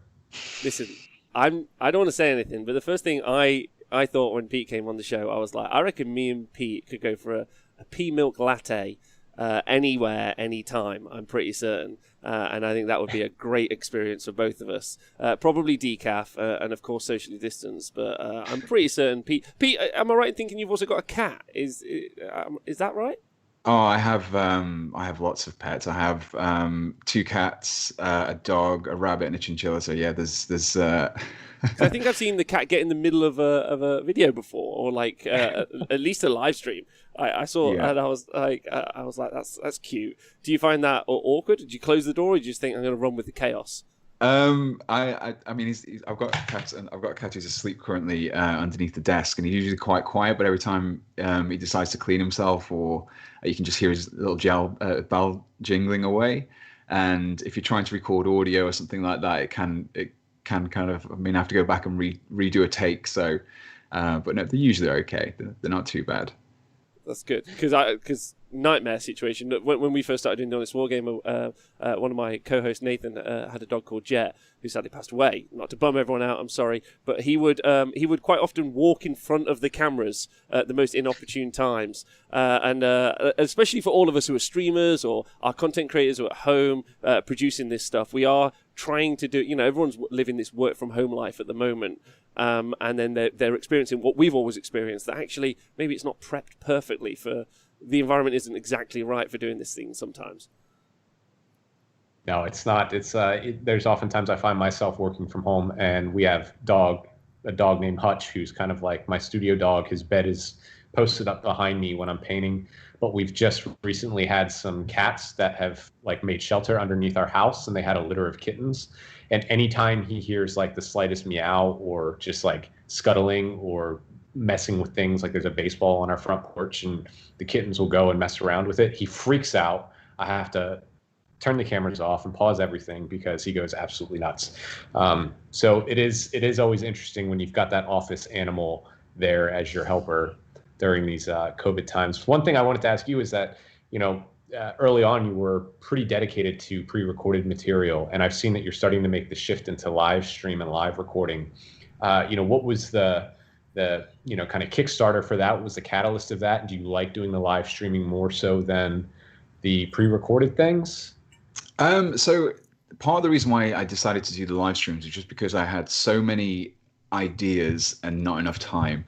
And being able to just have like this session in the middle of the week where I just live stream something for an hour was a lot less time consuming. I could kind of cover, because every time I do a video, I always get tons of comments saying, can you convert this? Can you paint that? Can you convert this? And it just gives me a little bit of extra time where I can Also interact with people directly. It's good to be able to answer people's questions, and if people ask you a specific question or technique, you can demonstrate it there and then.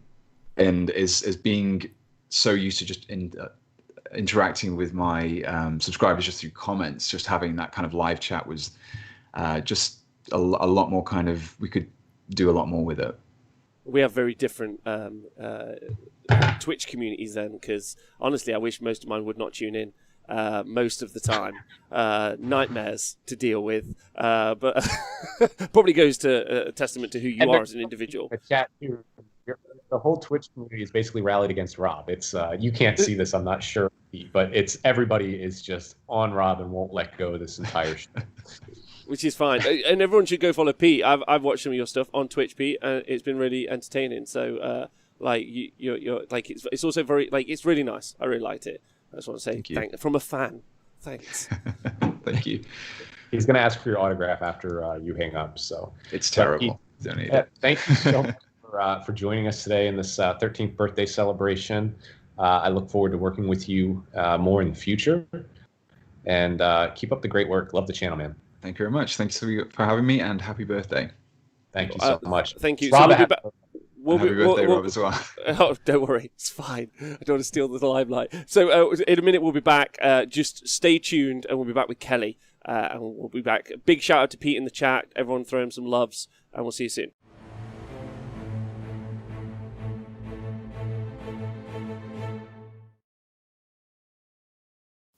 Hey everyone, it's Adam back again from the Army Painter TV. With the launch of the new D&D Undead paint set, we thought it'd be a great time to revisit the entire range, which now includes 4 sets and a total of 66 paints.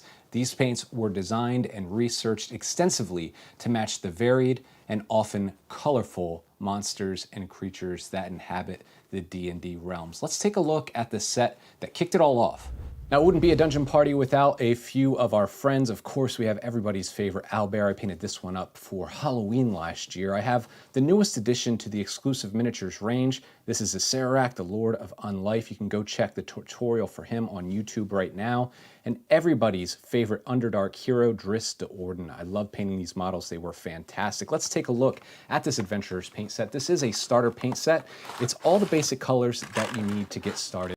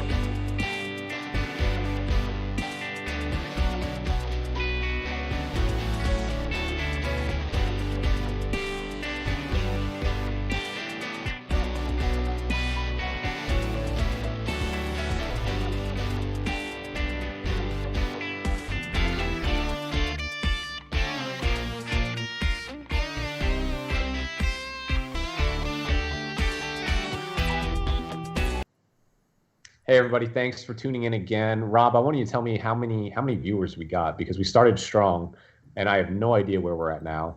We're at 360. 360 of the best people in the world. That's right, 360, except for John, who apparently is making you pull your beard hairs out. But he's with us. He's on our side of the screen. Thank you to everybody tuning in for our 13th birthday Bonanza Extravaganza, our biggest giveaway ever. We say that every year because every year it gets even bigger. This year we're giving away, along with one of everything we make, a Zombicide 2 set, thanks to our friends at CMON Games. I have with us actually a very good friend of mine. He's not, I wouldn't call Kelly a YouTube celebrity or anything like that, but he's one of my good gaming buddies, and he happens to run an event here. And that's why I wanted to talk with him and bring him on, because He runs Warzone Atlanta, which is one of my favorite events in the United States. And we have been a sponsor of that event. We sponsored the stream table last year. And you're doing things a little bit differently this year. And I think it'd be interesting with our listeners to find out how you guys as an event promoter are handling COVID-19 with Warzone Atlanta. And it's now called what, the Dark Times? Well, that's the event we're running next month. So, I mean, well, first off, we love Army Painter. We're so glad to have them as a sponsor. They've been a sponsor. You know, we've done 5 Warzone Atlantas and a handful of other Warzone events that we've run, the Warzone Gigabytes events mostly. And Army Painter's been a sponsor. And as you said, last year, Army Painter sponsored our stream table, and you brought a whole bunch of fantastic terrain that showed up on the stream, and the pro tabletop guys streaming it, and it was one of the best streams I've ever seen, and the terrain was a big part of that. You got to play on the stream too at one point, didn't you? I did get to play on the stream. Yes, I played round 4 on the stream, and you finished pretty well that year. If I did recall. okay. Yeah, I did okay. So you won our best overall, our Sigilite prize. So I won general. Sigler got overall. Sigler got overall. You're right. You did win best general. I forgot. I apologize. You won overall at another event that I was at. So Kelly was it was actually judging the event that I won best overall at, and that's kind of a funny story because I didn't win virtually any games, but somehow that happened. Yeah. Yeah. But I think I won best sports there, which was also some people objected to that. Very that's right. That's right. And remember, that was the year that our friend Thomas had the bet with Andrew. So our friends made a bet that Thomas couldn't paint Harlequins with full checkers and diamonds. 2,000 points of Harlequins. 2,000 points by like New Year's or something like that. And the bet was that they weren't very good rules, but if Thomas did get them painted, that Andrew would have to show up and then play them at this event. But then Andrew backed out. Thomas ended up going and winning best painted. Yeah. I also remember Thomas canceled coming over for New Year's because he was painting. Painting Harlequins to win the bet.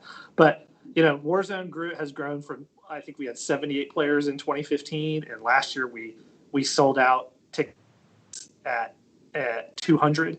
And this year we were on track to keep that size. And then this pandemic thing happened, which people have heard of. And it's been a blow to the entire community. As a TO, I can say it's been, it hasn't been great for us either. The hotel, the venue we work with, we did manage to, they agreed to roll everything. So we're all set for 2021 with that. And hopefully we'll have a vaccine and have this thing under control, and we can have 200 people playing the biggest party in 40K in Atlanta. And like I said, we also run these smaller events at our local gaming store, Gigabytes, which pre-pandemic, we were running these Warzone Gigabytes events at 64 players, which fills their store. It's a very big store. It's got a lot of gaming area. But with the pandemic, they've cut us down. So Gigabytes is being very safety conscious. They require masks in the store and all that other stuff. And the nice thing about 40K is you're already a little bit social distanced because you're playing across the table. Time, sometimes it's a temptation to walk around to stand next to your opponent and show them the book. You got to kind of rein that in a little bit. But we ran a Warzone event in August with 20 players, 26. We had 26 signed up, I think 24 played. But we're running an event that is going to be the same weekend that Warzone Atlanta was scheduled for, November 14, 15. We're going to run a placeholder event at Gigabytes, which we have sort of sardonically called Warzone the Dark Time. Because hopefully we don't have to run more than one of these. Hopefully this is the only Warzone the Dark Times. We've come up with a special logo and merchandise and all that kind of stuff. So if people can be there, it's really a once in a lifetime occurrence. So I survived Dark Times in Atlanta. Yeah. So one thing we had planned, and when I say we, Stephen Cosgrove is the if I'm the brain behind Warzone, he's the heart and the back and the muscle and all the other parts of the body that makes things move around. So we had, after Warzone last year, we really got an itch to replace all of our terrain. We don't want to standardize it, but we don't want every table to be exactly the same, but we want to do something where we bring up the level of terrain. We're very happy Army Painter helps with this a lot. We're very happy that, we were one of the first tournaments to go to not just a 3-color minimum painting standard. We put a rubric in place that made people actually want to do hobby, to do things, to add that wash, to add that highlight, to add that stuff. And the results have been fantastic. Like the response of the players has been fantastic, to the point where we don't even know what to do with the rubric anymore. Because if the point was to make people bring pretty armies, everybody's bringing a pretty army. I mean, that's Warzone. You don't come without your painted army. You don't swap in that unpainted thing at the last minute. You either paint it or you leave the army the way it was. And so we already had that. And then, we make terrain every year. Every year we've grown, we've had to add tables and terrain and mats and all that. And, with 9th edition and new terrain and all that, we decided it was time. Let's go ahead and pull the trigger on the overhaul. And so we've been working with some folks, Dan at Tectonic Craft Studios. We've designed a bunch of terrain specifically for 9th edition. We've been receiving enough to do, we've almost got the last shipment in to do our 20 or 16 tables for our November event. Stephen Cosgrove and I are in my garage every night. We were there till midnight last night with Thomas Bird, putting terrain together. And Army Painter has graciously agreed to sponsor and provide the materials for our local resident fantastic painter, Chad Weiss of Model Magic Studios, to paint up our display set of terrain. So it's the terrain we'll hopefully use on a stream and in our videos and all that kind of stuff. So, again, thanks to Army Painter for that. So Chad's actually coming over tonight to put some stuff together and hopefully take the first batch of stuff away that he'll start painting. So be sure to have him share images of that and give us a tag, because I'd love to see it. There's so many struggles for an event promoter, whether you're hosting Age of Sigmar, Warhammer 40K, Star Wars, any event that requires a lot of people, a lot of space, and terrain. There's so many moving pieces that you have to put together. And, part of the reason why I wanted to have you on the show is just because a lot of the people here, whether we're competitive gamers or just like to go to tournaments or conventions, don't always get to hear from the side of the event promoter and, kind of what's going on with, COVID around the world. And obviously things are a little bit different here in the United States. Things are different where you're at in Atlanta than they are in other parts of the United States and other parts of the world. But I just want you to know I appreciate the heck out of you for everything that you do for the community.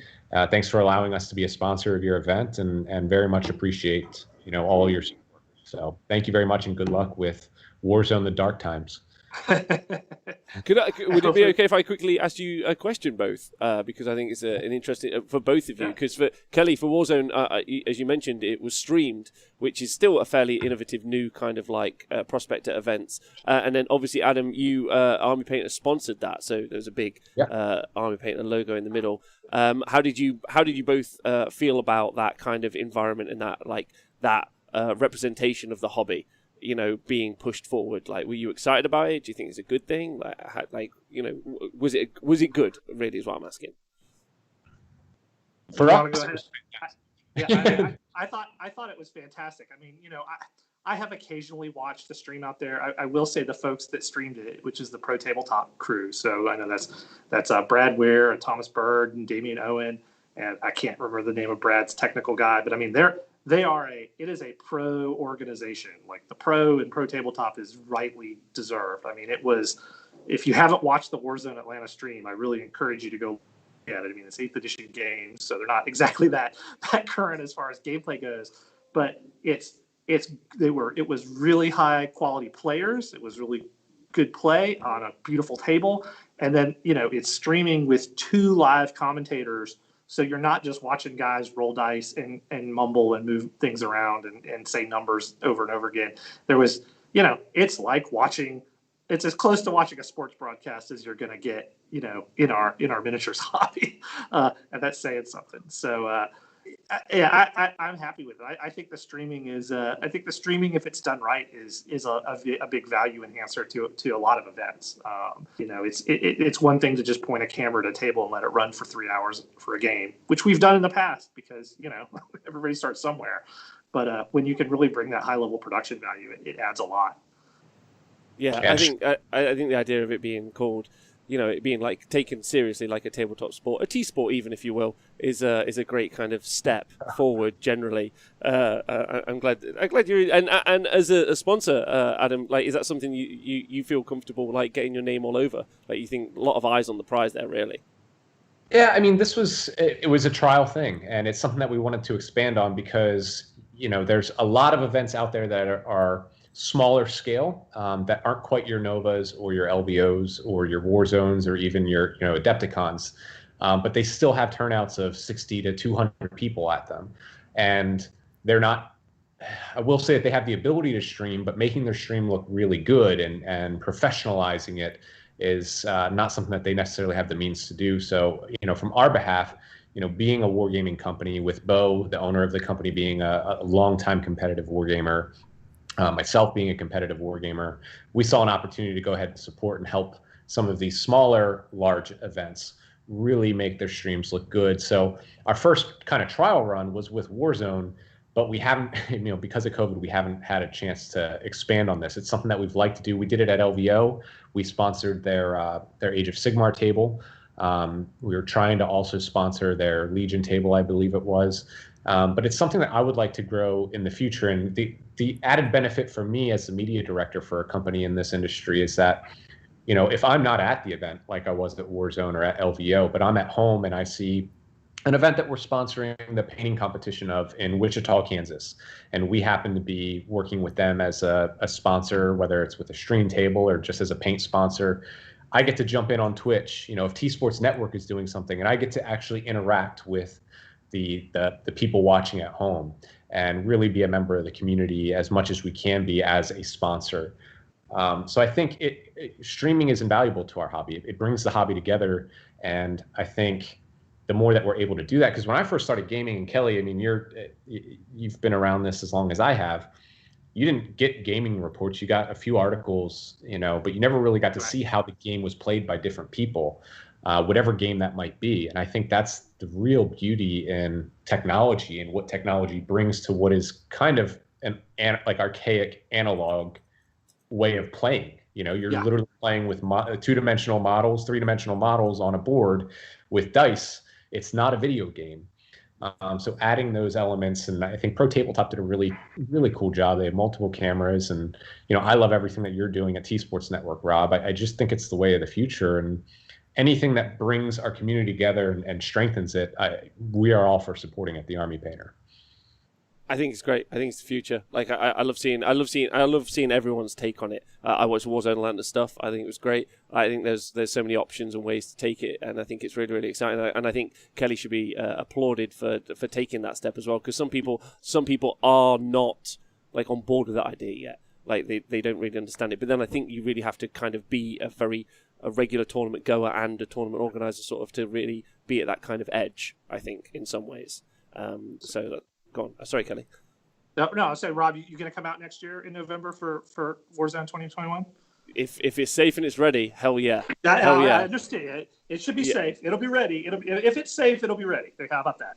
They're perfect. Absolutely perfect. Big fan. We get you on the VIP list. You just got to let Adam know. Sure. Okay. Fun. All right. Well, it's been lovely. Thank you, Kelly. And everyone who's just joined us live. You guys should absolutely stick around, because there's that big prize giveaway. Just going to go for a small break now, and then we'll be back in a moment. Me and Adam are going to just kind of spitball some stuff together, and then you got two legends on the show. That's right, Adam, haven't we? Yeah, two legends. Do you want to tell us who it is? Yeah, we've got Kenny Boucher. We've got dogs and cats coming up. Yo, dog. Kenny's coming up, and then Rob Bear of Spiky Bits, and his ever-growing family of kittens and cats all over his studio. So stay tuned for Kenny and Rob. They're coming up next. See you guys in a moment.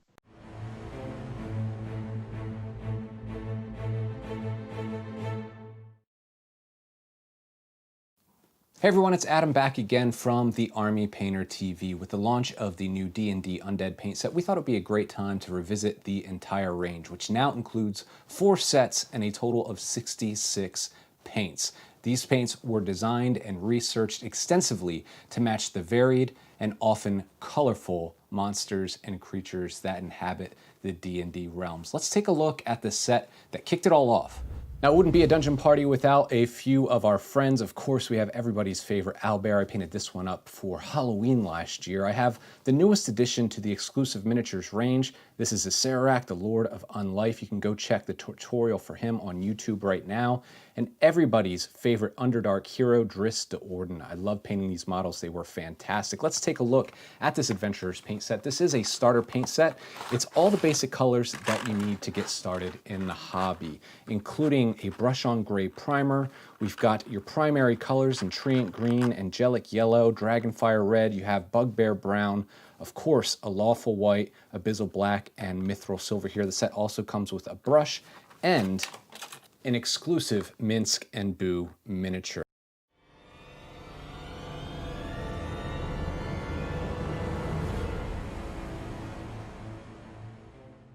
The Army Painter Wet Palette is a must-have product for new painters and experienced master painters alike. Superior quality materials pair with custom features designed with miniature painters in mind. Featuring 2 proprietary hydrofoam and 50 hydro sheets, this product will help you save time and preserve paint, as your paint won't dry out between sessions. Also included is a brush holder insert that fits 10 hobby brushes and 6 Wargamer brushes for when you need to take your hobby on the go. The wet palette is great for achieving perfectly thinned consistency for your paints and requisite for performing advanced blending techniques. Simply wet the hydrofoam with water, place your hydro sheet on top, wipe away any air bubbles, apply your paint, and start painting. When you're finished, reassemble the palette as shown and secure it with the red safety trap to seal it. With these custom design elements paired with the Army Painter's trusted quality, you won't find a better wet palette on the market at a better price.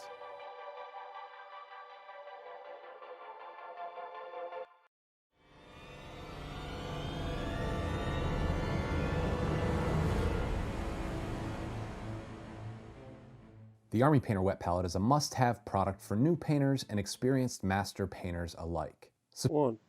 Hello and welcome back to the Army Painter's 13th birthday. That's correct. You're teenagers. Teenagers now. 13th birthday, teenagers. I've also got a present to open on air, because it's also my birthday. My friend Nathan Prescott, who's also a co-host of mine on The Honest Wargamer, has just driven over to drop a present off to me, which is quite nice. So I'm excited to see what it is. Well, I'm going to open it now. Oh, I want to see.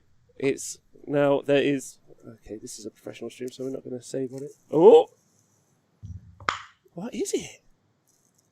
I honestly don't. It's a Miss Miniatures Giant, I think, or a Demon Prince. One of the two. Their miniatures. Yes. Yeah. Well, Nathan actually is a builder, and he's currently installing them a new kitchen. So I've ended up with a pretty sweet ass model. So I'm very excited about that. Wow, this is fun. That's fun. That's nice. That's nice. I was really lucky today. I got a whole bunch of lovely presents, so I'm having a lovely day. Anyway, Adam, what's going on with your day? We're having a good time, right? We're having a fantastic time. This is I've never done something quite like this. We are a little over 2 hours into a 4 hour. It might not quite end up being 4 hours. But we added up the 1 and 3 from 13. I figured that was a good goal, but we still have a handful of really fantastic guests on our way. Stick around because we have Uncle Adam from Tabletop Minions coming. I mean, who doesn't love everybody's favorite hobby uncle? He's going to be joining us in a little while. I know that we have on deck Mr. Kenny Boucher himself and Rob Bear from Next Level Painting and Spiky Bits. And then after we're done with our guests, you and I are going to chit-chat a little bit, just kind of hang out.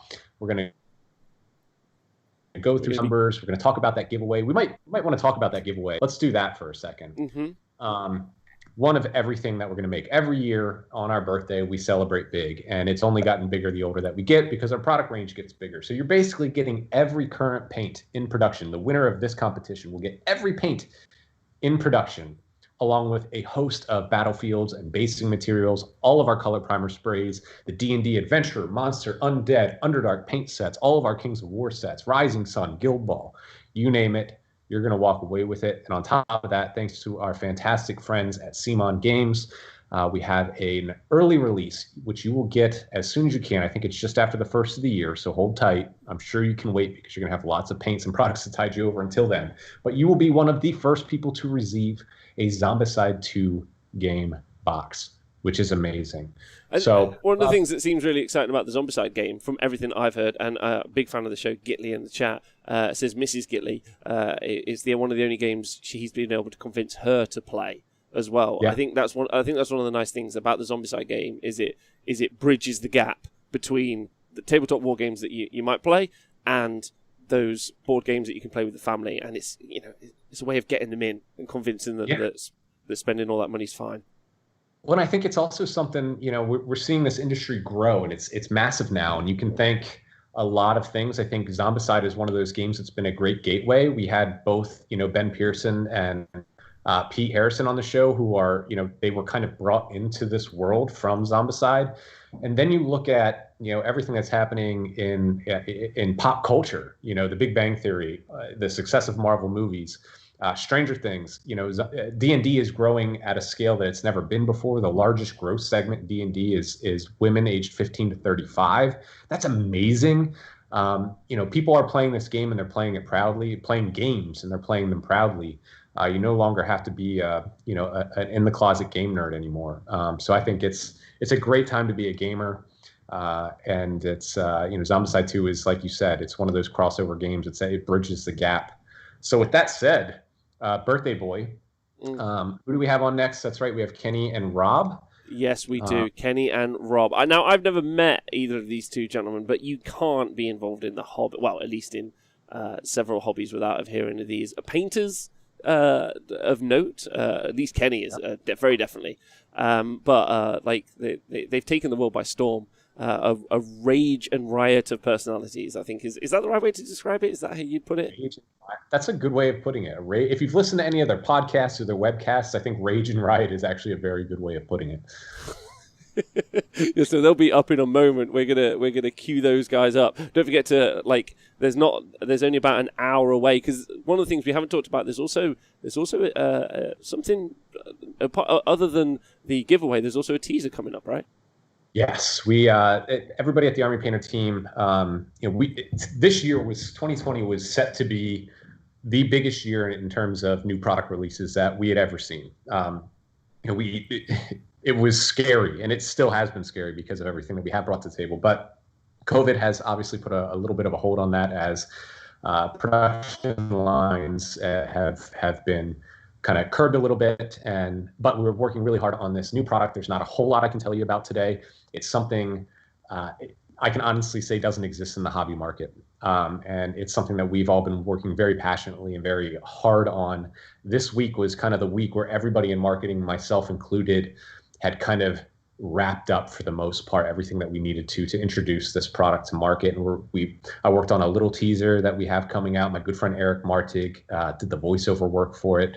It was a lot of fun. It was a big departure from the things that we normally put out, because this is an area where we get to be extremely creative in this universe that we are about to introduce to the hobby industry. So I'm very, very excited about that. Do we have a few minutes while we're getting Kenny and Rob? Yeah. We're gonna take 2-minute break now. While we. Unless you. I mean, we can wait. It's your choice. We're on time to get them. We are okay. If they're ready, we can go. I figured we could take some questions, but we could also do that a little bit later in the show. But everybody in the chat, go ahead and start asking any questions that you guys have about the Army Painter. I would love the opportunity to answer them. These conversations have been going right on time, which has been great. But I did want to reserve some time to answer your questions in the chat. So, Rob, it's up to you. Yeah, You're the birthday. We'll take a moment. Get your questions ready for later. Absolutely. And we'll see you guys in but a moment.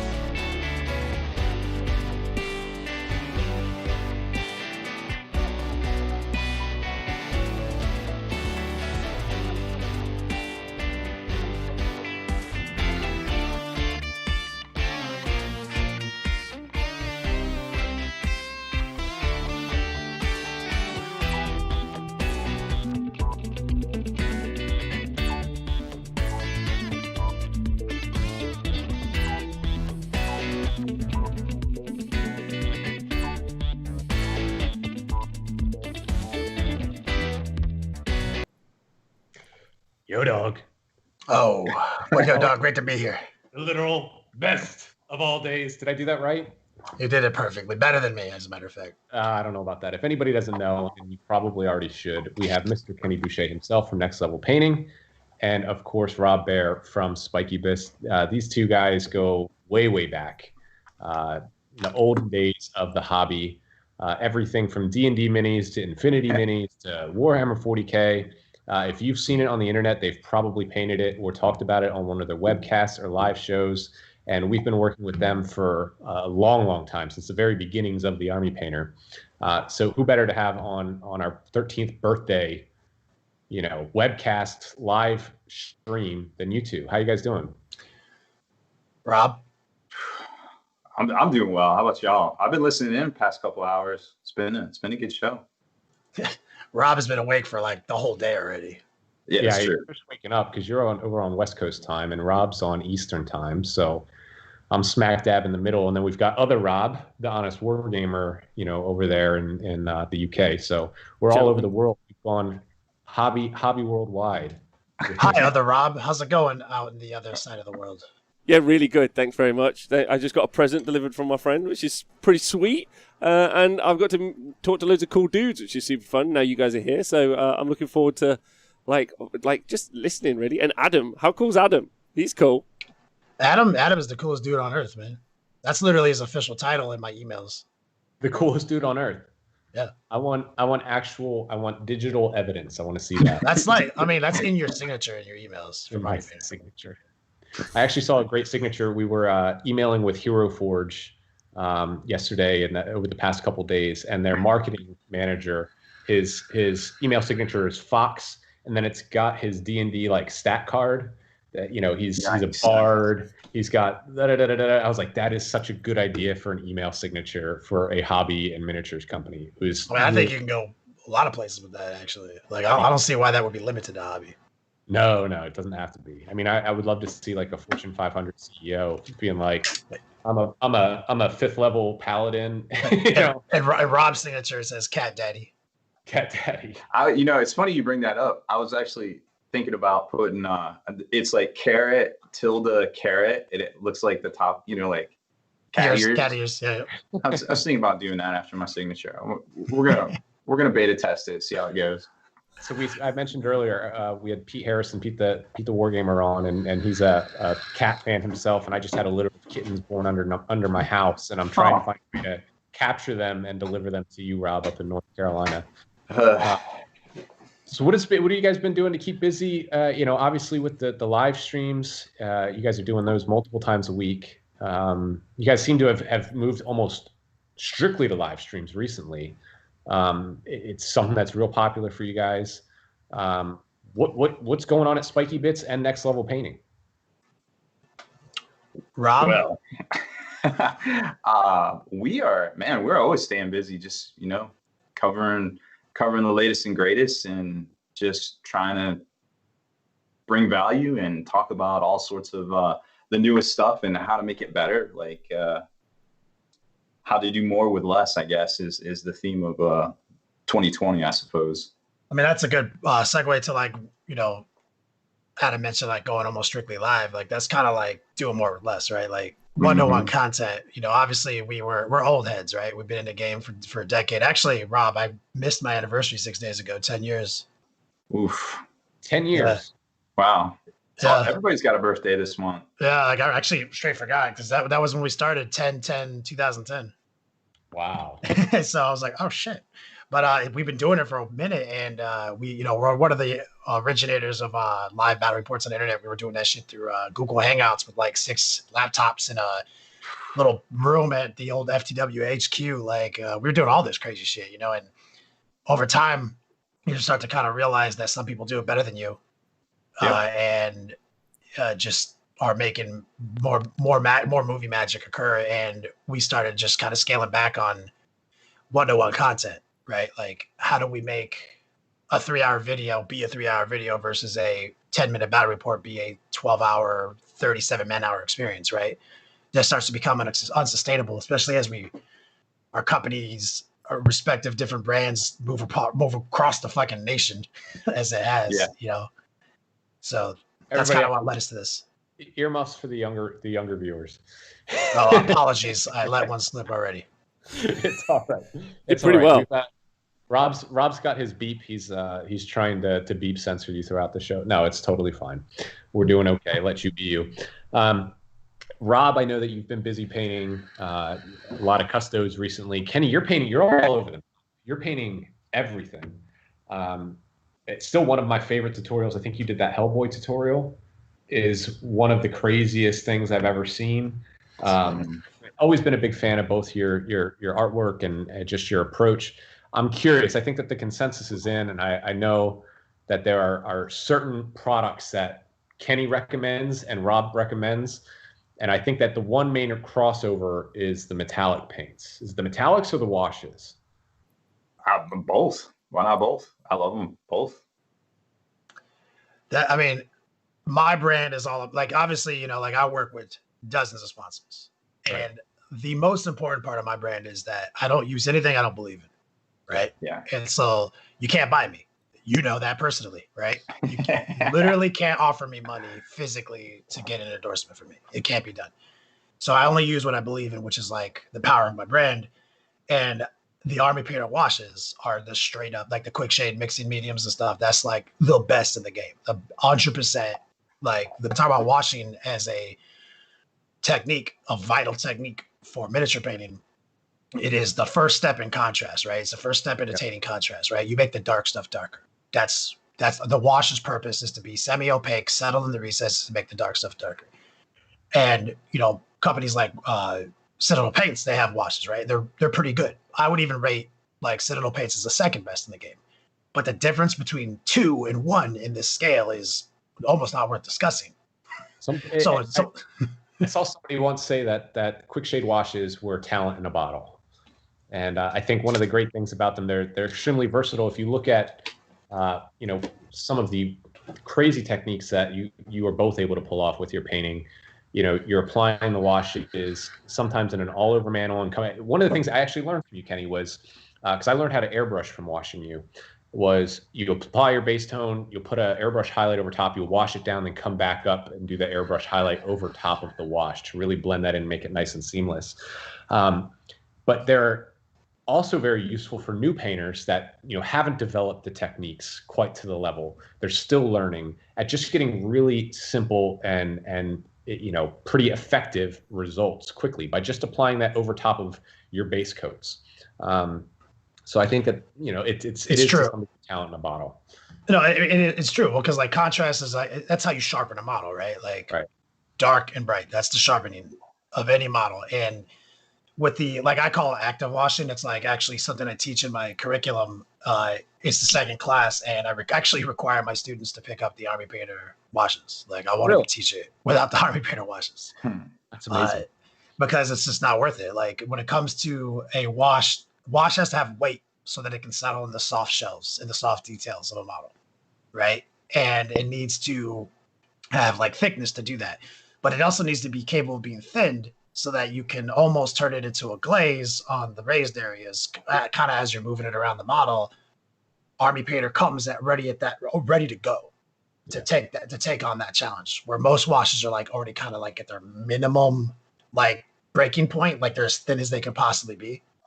And that's kind of like why, the explanation why, like if you ever picked up an Army Painter wash and you're like, man, this is amazing. It's because they're already at that thicker state where they can cling the soft details of soft shells. And so, and that's just like a hobby. That's a painting product you guys sell, right? Like you guys also have like tons of hobby products like clippers and other things that are a really good deal, financially feasible. And we try and make high quality products that aren't going to break the bank.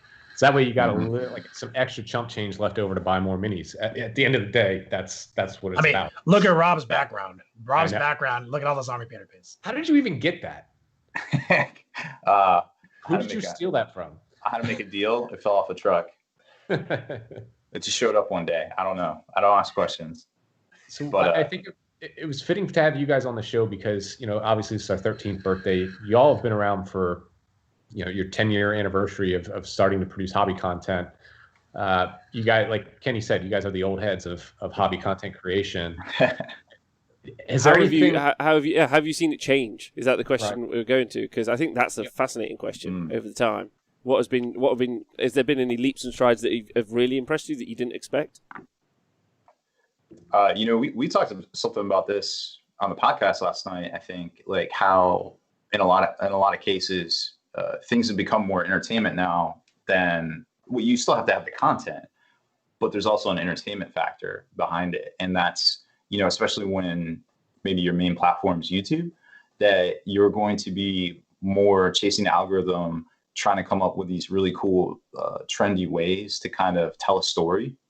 And I think that's what's so cool about this hobby now is that it's almost like, tuning in at 8 p.m. to watch your favorite character, lay down a lesson or talk to you about the hobby or something like that, which is definitely not in 2010 where I thought we'd be in 2020. It's true. Being live is more like an event, right? It's versus like the Wednesday video drop is like you can casually come to that anytime you want. So they're both interesting and entertaining. Like I live on YouTube, like don't get it twisted, right? Like I spend billions of like seconds as a consumer of that platform, endlessly being impressed by YouTubers. Like one of my favorites right now is Goober Town Hobbies. Yep. Like Brent over there. Brent. He's so good. I would say he is the most interesting man in 40K. Like his content is so genuinely like interesting that like that's kind of what motivated me to be like, I gotta, like I've talked to him many times, like, you know what, I gotta take a step back and like really just focus on things that I find passionate, because like the way, like I just don't believe that my YouTube content is like that genuinely interesting. Like it's just like, God, this guy's on a different level. And like, we've had so many conversations about that. He's given me a lot of advice actually. And that's where like, you don't really see that many YouTube videos from anymore, where it's more like, I just take my time and make the video I want to make. And it may take months now, You have to do things you're passionate about. Otherwise it doesn't really work out the way I've always been competitive gaming. Competitive gaming is my like, it's why I went to work for Games Workshop. It's why I left working at Games Workshop as well, so that I could continue the passion of like live stream and competitive gaming. It's really important to me, but it's like I could film bat reps, just don't have any interest in filming bat reps. Never been a thing. I just don't want to. I just don't know why someone will watch me play for 3 hours. I know that sounds like, I'm sure there are people who would, but it's not what motivates me. And there are already people who do that so well. And I think that's the really interesting thing about content creation for me, is that people have really started to, I think, hone in and specialize on exactly what they do. They're like, I paint, or I paint live. Like, and those are two different things, right? Which I think is so good. And, Kenny, you can't hide from your voice. That's entertaining as hell. Like, let's be real. Like, people are tuning in for that, just to hear you say things. Like, I just want you to read me storybooks, all sorts. I mean, on my break into reading storybooks, I got to learn how to read, though. Like, that's... I don't read so good. One of the things that I when I first got back into the hobby years ago was everybody painted to a certain level, it seemed like. And then you had Kenny out there and Rob who painted to the next level, right? But what I've noticed over the past decade is the quality of paint among just like the basic average Joe or Johnette has just gotten so much better over the years. Do you guys agree with that?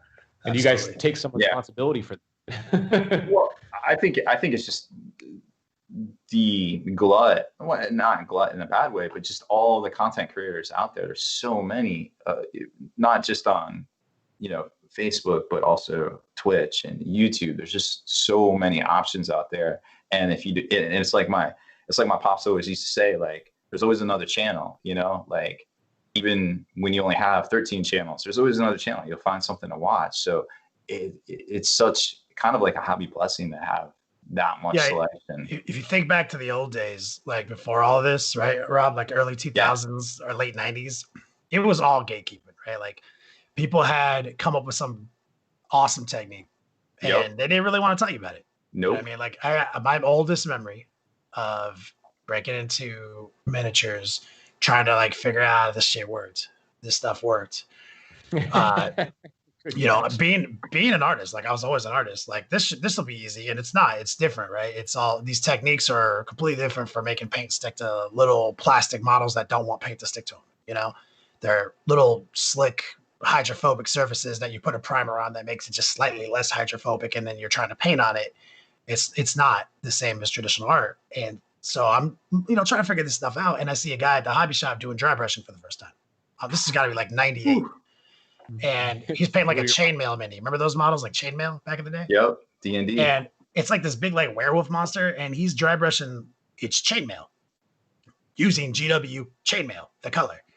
And I just was watching him, and it looks cartoonish from a distance when you've never seen that, dry brushing. You're just seeing a guy like do a Bugs Bunny paint stroke, and then painting is occurring, and it's just over black, right? And I'm like, just like ran across the room, and I was like, "What are you doing? What are you doing right now?" And he was like, "Oh, just doing, just painting, just dry brushing." I was like, "Explain it to me, please." And he didn't want to, like he was definitely trying to like avoid revealing his secret technique. And then that's when I kind of realized, like, oh, okay, that's how this works. And so I spent some time trying to figure out how to brute force some of the techniques that I was seeing other painters do, because my first paint jobs were not good, and I worked really hard at it. Try to develop something that worked for me. And then it was really like airbrushing was a discovery, right? Like that was the bring in airbrush, because I saw at a different hobby shop many, many years later, a bunch of dudes painting cars at a hobby shop. And they all had Awada eclipses with CO2 compressor, like little CO2 tanks in the hobby shop. So that way they were being very quiet. You know what I mean? It's just a little car club spraying their cars. Then I walked over and I was like, a lot of people speculated on airbrushing and miniatures, but like I've never actually really seen anyone really commit to it. Like, what's up over here, And they told me what's up. They got me squared away. I talked to my man Brandon Palmer at GMM Studios. If you guys remember him, he's still out there. He's the most prolific pro painter. He's the most prolific pro painter in the history of mankind. Like this man's he's booked out for years. Like one man studio, and so he was like, "Yeah, airbrushing." So the second you figure out airbrushing, right, and as a sustainable technique in miniatures, then you start to realize all the other techniques kind of follow in suit. And we started putting out videos, right? But because now everyone knows these techniques and the spirals and the balloons, and now people can see a missing link that they may have been like just one little thing they were missing, but they've already kind of collected the other casually during their exploration on the internet. Then somebody else is able to post a video about their discovery. And then again, And now what you have is any question you have about painting has probably been answered. And all you got to do is go over to YouTube, Google, start Googling it, and you will find that information. There's no more gatekeeping in this hobby for hobby techniques. For oh, no. It's all there. And so you're right, Adam. Big, long-winded explanation with an anecdote at the beginning. Yeah, people paint better than they used to. 100%. Like somebody can start this hobby and be at a 10-year mark within 4 months. Easily. And what I think is so interesting is that especially as the gaming community as a whole has diversified, you're finding more people that just come and they're collectors that paint, and they're drawn to it from the pure hobby side of it, not necessarily the gaming side of it. And then as we're seeing the rise of D&D, which is a more mainstream property to some degree, and you're seeing people that didn't hang out at the model car shop, and they didn't hang out at the local game store or comic book shop growing up, but they're getting into D&D because they heard a friend play it and they're having a party and wanted to try it out. But they've never seen somebody like Kenny Boucher or Rob Baer or Uncle Adam or Duncan Rhodes paint a miniature before. And then they're now discovering this, and you're finding people that didn't grow up painting miniatures but might have artistic experience in another realm, whether it be oil paints or acrylics or screen printing, and they're applying those techniques and developing new styles of painting. I just think it's really cool. I mean, myself 10 years ago, talk about wet blending, let alone glazing or edge highlighting. I had no idea what I was doing, but it took a community willing and open enough to share their secrets. And I credit you guys for a lot of people. I don't care what anybody says. If you're painting models today, chances are that you've come across a next level painting or Spiky Bits tutorial and you learned something from it for sure. Well, I definitely sleep better knowing that. I know Kenny does, and I think something else that you kind of touched on there is like some of the other genres of art. Like Kenny comes from a traditional artistic training and background, where like I'm more of a technical painter. So like he can tell you why this umber looks good over all this different, you know, like why you can start with green to get red. I couldn't tell you any of that, but I can literally listen to what he says and I can copy what he's doing, and I can be very technical. I can reverse engineer like I have miniatures that he painted. He never told me how he painted, but I like figured out just by reverse engineering it. So like everybody has their own method, you know.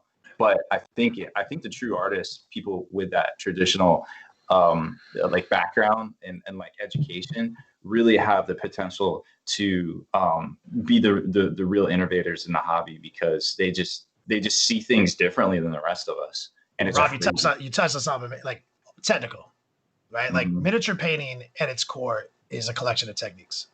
Yeah. It's technical. It's a very technical application of traditional art. Now, there's exceptions. You know, you talk about like Sam Lenz and people like him, right? Dudes are like ludicrously master technicians. Like their stuff is like so magical, it's ridiculous. Like the way they can brute force like just through their artistic might through the, you know, the years of just like artistic you know, discovery in their own time, right? Like they're just incredible, right? For the rest of us, it's technical. It's very technical. Like it's this does this, then this does this. And once you start kind of understanding that and putting them together, that's what kind of unlocks the freedom, right? Like that starts to unlock everyone's inner artist. Like because once you've mastered like a series of just like procedures, then you're like, you have a set of rules and training to stick to. And now you can expand upon that with greater comfort and confidence. And that's what I'm constantly seeking, to turn every part of miniature painting into a series of steps and techniques that you can just remember. Like, so you never have to like guess, try to take the guesswork. That's where like washing, back to the beginning of this whole thing, washing is the first step in generating contrast. When someone asks me like, what's contrast? Like contrast is making the dark stuff darker, the bright stuff brighter. Obviously it's more complicated than that in the greater scheme of things. You don't need to worry about that. Is your dark things darker? Is your bright things brighter? Right? Hawkeye says nobody mentions Vince Venturella. Vince is a legend. Vince is a master. Yes, he's an absolute legend. Something that I hear all the time, you know, in the chats and Facebook groups, is people that get into modeling and they are afraid to paint their models because they think that they're going to ruin the models. And what I have to consistently remind people is that number one, you can always paint over your work. Right? If you mess up and you paint outside the lines, that piece of paper isn't going in the trash. You don't need an eraser. You just go back. And some of the things that I've learned have been in trial and error, and some of the techniques and the things that I do aren't because I watched somebody and learned. It's just because I did it on accident and it ended up working out for me. What is one recommendation that you have to anybody that's afraid to get started painting, to take their first D&D model, you know, or Kings of War, or, you know, Warhammer 40K model, and start painting it for the first time? What you got, Rob? Well, first of all, keep that miniature, because if you stick with it, 10 years from now, you're going to be wondering, hey, where's that first mini I ever painted? And then you're going to be sad when you don't have it anymore. No matter how terrible or how awesome it is, you're going to want to keep it. But I think, you know, you just got to dive in. It's just like jumping in the deep end. You just got to dive in. It's only going to be cold for a second. The hardest step is always the first step. Yes. That's what stops every project. That's what keeps you in the 90% completion stage for the rest of your life, right? There's a saying that floats around where it's completion over perfection. And so start. If you've heard that airbrushing is where you should start, believe it. Like, buy it. It's helpful. Like, don't let the cost dissuade you, because you probably already have hundreds and hundreds of dollars in unopened models in your Beats lab right now. So like, sell a few. So your argument's already invalid. Like, you already have literally piles of plastic shame that you're not going to get to unless you buy that airbrush. Get that airbrush. Start today. Like, first step. Also recommend our airbrush medium, which is a product I'm extremely proud about. 2-in-1 thinner and flow improver. Rob, I know you've gotten a chance to use it quite a bit. It's affordable, comes in a 100 ml bottle. it thins our paints perfectly, and it works with other paints as well. But obviously, we're going to recommend that you use our war paints to try it in the airbrush. Guys, that's a good point, Adam, because the other thing that comes up is like, well, do I need airbrush paints? It turns out all paints are airbrush paints. Yeah, all paints are airbrush paints. That's correct. I have a question for you all, if you don't mind me asking, especially with Rob and Kenny and Adam as a group, because I think it's quite unique. Like Kenny, obviously a big proponent of those washes. Like, had they not existed on the market, there are obviously some other washes as well. Like, with the improvement that we've seen recently, do you feel like that there are still companies like Adams and Army Painter for innovation to help produce new products to push this forward? Do you think that that's still something that's available? Like, have we reached the end point and these are the solutions, or are there more? Does that make sense? Adam, are you working on more things? Like, is there problem solving? Yes, we are constantly working on new things. And we referenced this a bit earlier. This was set to be our biggest product release year in the history of the company. And as we've grown and as we've established kind of our foothold in the industry, now we can start to experiment with things, which is why you saw the airbrush medium, which is why you see a wet palette, which is why you see colored metallics. These are things that we wouldn't have done 5-6 years ago. So we're constantly trying new things between myself, Juan, who is big in the product development, our marketing team, and Bo, who is the creator of the company. We're constantly trying out new things, testing new things. I have bottles of paint that are labeled with poorly written Sharpie marker in my studio that we're constantly testing new things. So there's always room for improvement, and there's always room for developing new things. And I would never write anything out. This doesn't have to be a stagnant product line or industry. Yeah, I mean, that's a good point. I mean, even in reference to the washes, like, washing at its core is a technique, not a product, right? That's a big thing I try to get across to people. It's a technique. There are products that exist that make that technique easier. That's where the quick shade line comes into play, is that it has been designed in the laboratory to facilitate that technique. It can obviously get better. It can obviously improve. At the core of the technique is semi-opaque in the recesses to be darker, and where you don't want it to be, it's thinner and more like a filter. Obviously, it can get even more perfect, right? So, like, I am always anxious to see what the next line is, what the next new discovery is from all these companies. Because like 10 years ago, we didn't really think that miniature paint was like, hey, it's all just Citadel, what's up? Does it get better? And then we started discovering other companies. They're like, remember, like, back in the old days, like Reaper, oh shoot, Reaper's got all this new stuff. And then Vallejo, oh my God, they got all this new stuff. And now we're down the line decades later, and it's like there are literally dozens of companies that you can pick from always that are constantly going to hit you with a new product. So that is, I'd say, the only confusing thing. And that's where, going to a website like Army Painter is dope, because you guys have literally every product, right?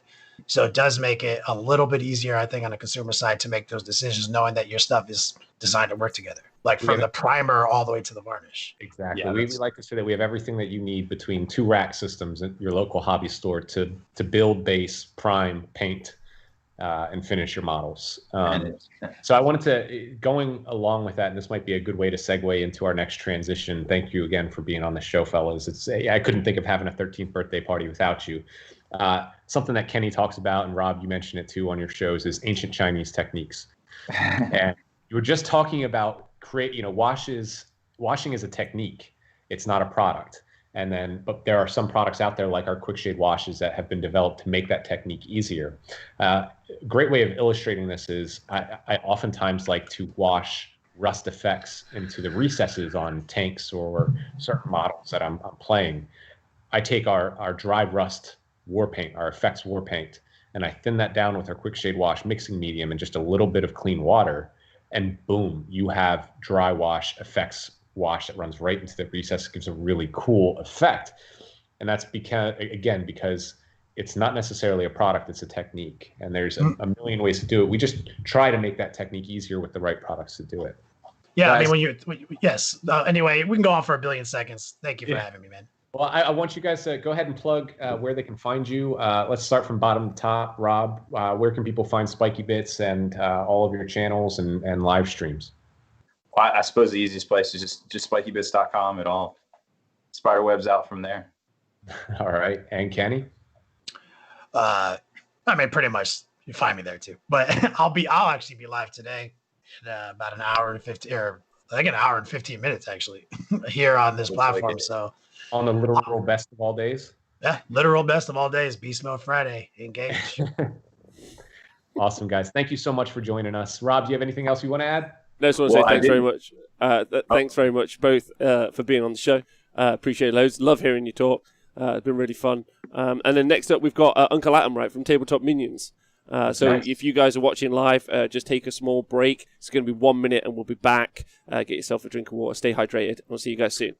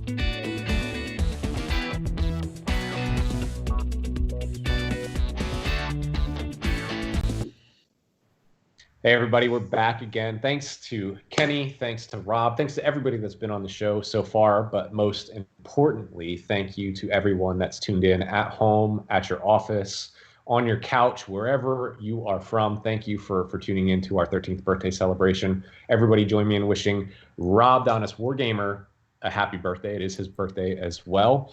And please allow me to welcome one of my favorite people in the entire world, Mr. Adam Loper himself, Uncle Adam from Tabletop Minions. Adam, how you doing today? Not too bad. Not too bad. How are you doing? Doing great. We were just talking, Rob brought up the joke that the last segment was Rob and Rob. Now it's Adam and Adam. Yeah. And once you popped up on screen in our little green room here, I was like, God, look how good this looks.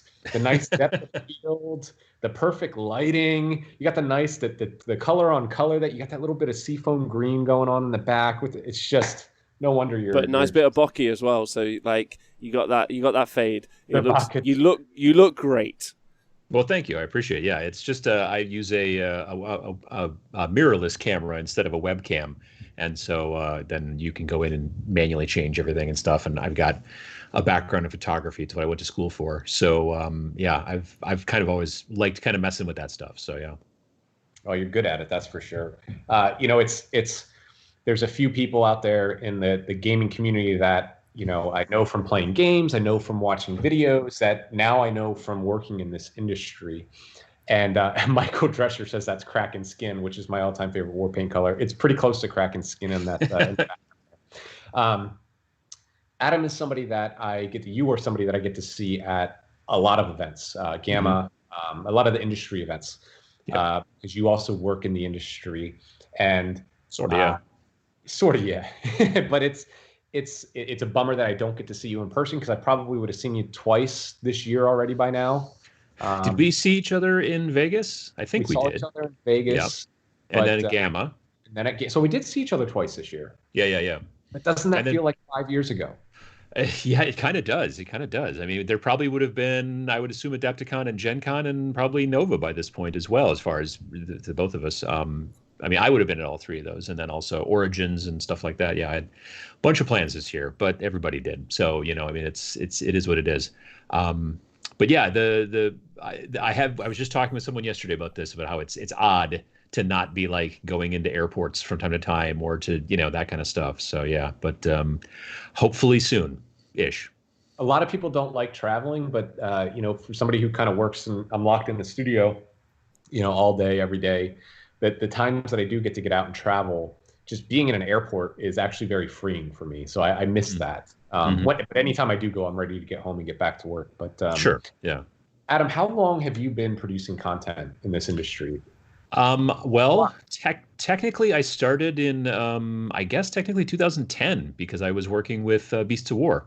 I was their U.S. correspondent for a couple of years, going to Gen Con and Adepticon and that kind of stuff.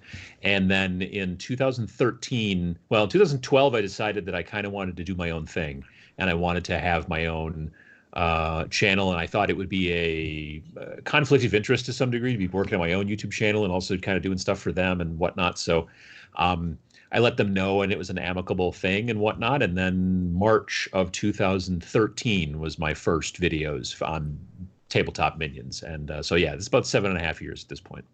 I do think that the Tabletop Minions logo and graphic is easily one of the most recognizable to me in the hobby world. There's a couple of them out there, right? And obviously the Army Painter has always been one that, even before I started with the company, it was just instantly recognizable. So yours is up there. It's one of the Reeboks, the Nikes, or Adidases of the hobby world. And that's crazy, because you don't necessarily sell a product off the shelf. You create videos. That's your product is videos. Yeah, I mean, I've been besides a photographer, I'm also a graphic designer, and I've been doing that professionally for 25 years too. So I appreciate that. But yeah, it's kind of also part of my day job. So it's visually one of the, like, and I mean this from like an audiovisual background, like visually one of the most like well put together like shows ever. Like you always make it look 11 out of 10, which I think is great. But you know, let's be real. Like, you know, Michael Jordan didn't just work hard at being a basketball player. Like, he was born with a gift. You also got that voice. Like you were born to talk, and I was born to listen. Let's be real. Yeah. Like, do you ever work on it, or is it just all natural? I think that it is. When I was younger, I didn't notice it as much, and then other people I don't think noticed it as much. And it wasn't until I probably got into I would say maybe nearly my 30s before people would start to mention it on and off. Like someone would ask a question and they'd never talked to me before or something like that at work, and I would answer them, and they would be like, you know, radio voice. And I've never worked. Well, I was going to say I've never worked in radio. That's not true. I actually did. I was a volunteer DJ between my junior and senior year of high school. I did the blues show at the university from 2 till 6 every Saturday afternoon for one summer, and I didn't know a thing about the blues. I was a high schooler, and it was all still records back then. So I would just go into this room and just grab the covers that looked cool, and I would just play a bunch of blues and do that and kind of talk, and it was fun. But yeah, that was otherwise I've never like worked in any kind of thing along those lines particularly. I've done a little bit of voiceover for a couple of different Kickstarters, but that's about it. I have a question, and I don't know. This is not to either of you two. This is actually to the Twitch chat. Everyone watching, thank you for watching and joining in. I'd like to ask if you could just stop watching if these two don't immediately agree to do some sort of rendition of the Blues Brothers. I'm looking at Jake and Elwood on screen. That's exactly what I'm looking at, and I think that would be arguably one of the coolest things. Adam, can we make that happen? Some sort of Army Painter, Blues Brother, Uncle Atom crossover? Maybe at LVO next year. There you go. Yeah, maybe at LVO next year. I'll have to get the suit and everything like that. I do have the hat, so it's something that we might be able to pull off. But who would you be, Belushi or Aykroyd? You're taller and skinnier than I am, so I think you'd have to be Aykroyd. You're as tall as I am, aren't you? Well, I'm nearly as tall, but you're more athletic, certainly. I don't know about that. Wow. I love the similarities. I was a high school DJ in high school as well, and yeah, 88.9 WSTB. That's one of the things that I was taught. W, you say doubled U. Oh, okay, yeah, sure. Something that carries over a bit, but I love your channel. Like Rob was saying, it's as a guy that went to video school and film school, it's just really one of the best out there. You know, there's a couple really good ones coming up, and that's what I love seeing, and which has been great. We were just talking to Rob and Kenny a bit, you know, how the community, especially the online community of creators and painters, has developed over the years. And you have some that really pushing the boundaries. I like Dana Howe has this really wild approach. It's just really cool and moody, and I love it. Yep. And you got Scott Miniak, who's doing great things, and you're doing fantastic stuff. And you get to work with Sam, who is Sam is just a god amongst men of painters, and he started his own YouTube channel now. So he's because we can't really work together too much these days because of COVID and stuff like that. So but he's been doing his own because he's also been doing videos for like his Patreon thing and all that stuff, and he's just started a regular YouTube channel. So he's been doing that as well. That's great. So we've been talking a lot, and we get to catch up usually, but I know one of the things that you're big on, and it's something that we're big on too at the Army Painter, is helping new painters and new hobbyists find their way into painting. And what got you started in that? Like, why has that recently become such a mission of yours? Well, when I started the channel, I honestly started it because I wanted to learn video production. Like I said, I went to school for photography, but like still photography and that kind of stuff. I'm old enough that when I was in photography class in college, it was film still. And so I wanted to kind of learn more about video stuff, and I figured I should make videos about things that I like, you know, and it's my hobby. So it just made sense. And as that went on for a while, I started to see the responses on certain things being better when I would kind of aim towards, this is how you get started doing this, or this is how you get into doing that. And then I just started also just tracking the questions, and the questions that I would get from people were a lot of beginner questions. And it's good for beginners to ask those questions, but it's even better in many situations for you to be able to answer those questions before they even know they need to ask.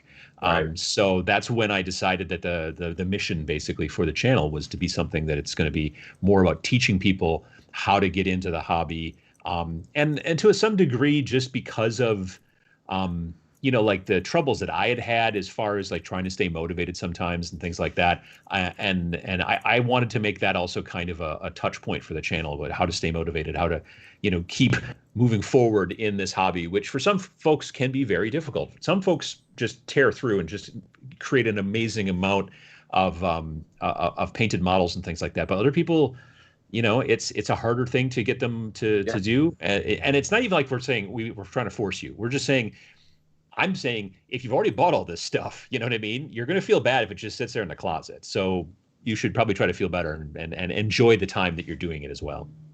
Yeah, that's been a huge thing. And I talk to my wife about this a lot. My wife is a dentist, and she works with her hands. Mm-hmm. And, she gives me leftover dentistry tools that I use when I'm like cleaning a model and stuff like that. And I always tell her, like, you would be really good at painting if you wanted to be.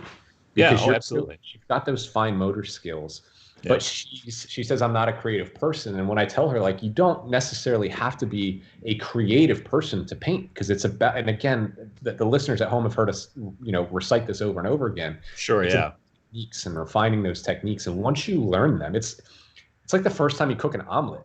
You're going to burn it, and it's not going to come off the pan the first time, unless Rob probably is a fantastic omelet maker. He just strikes me as one. But sure.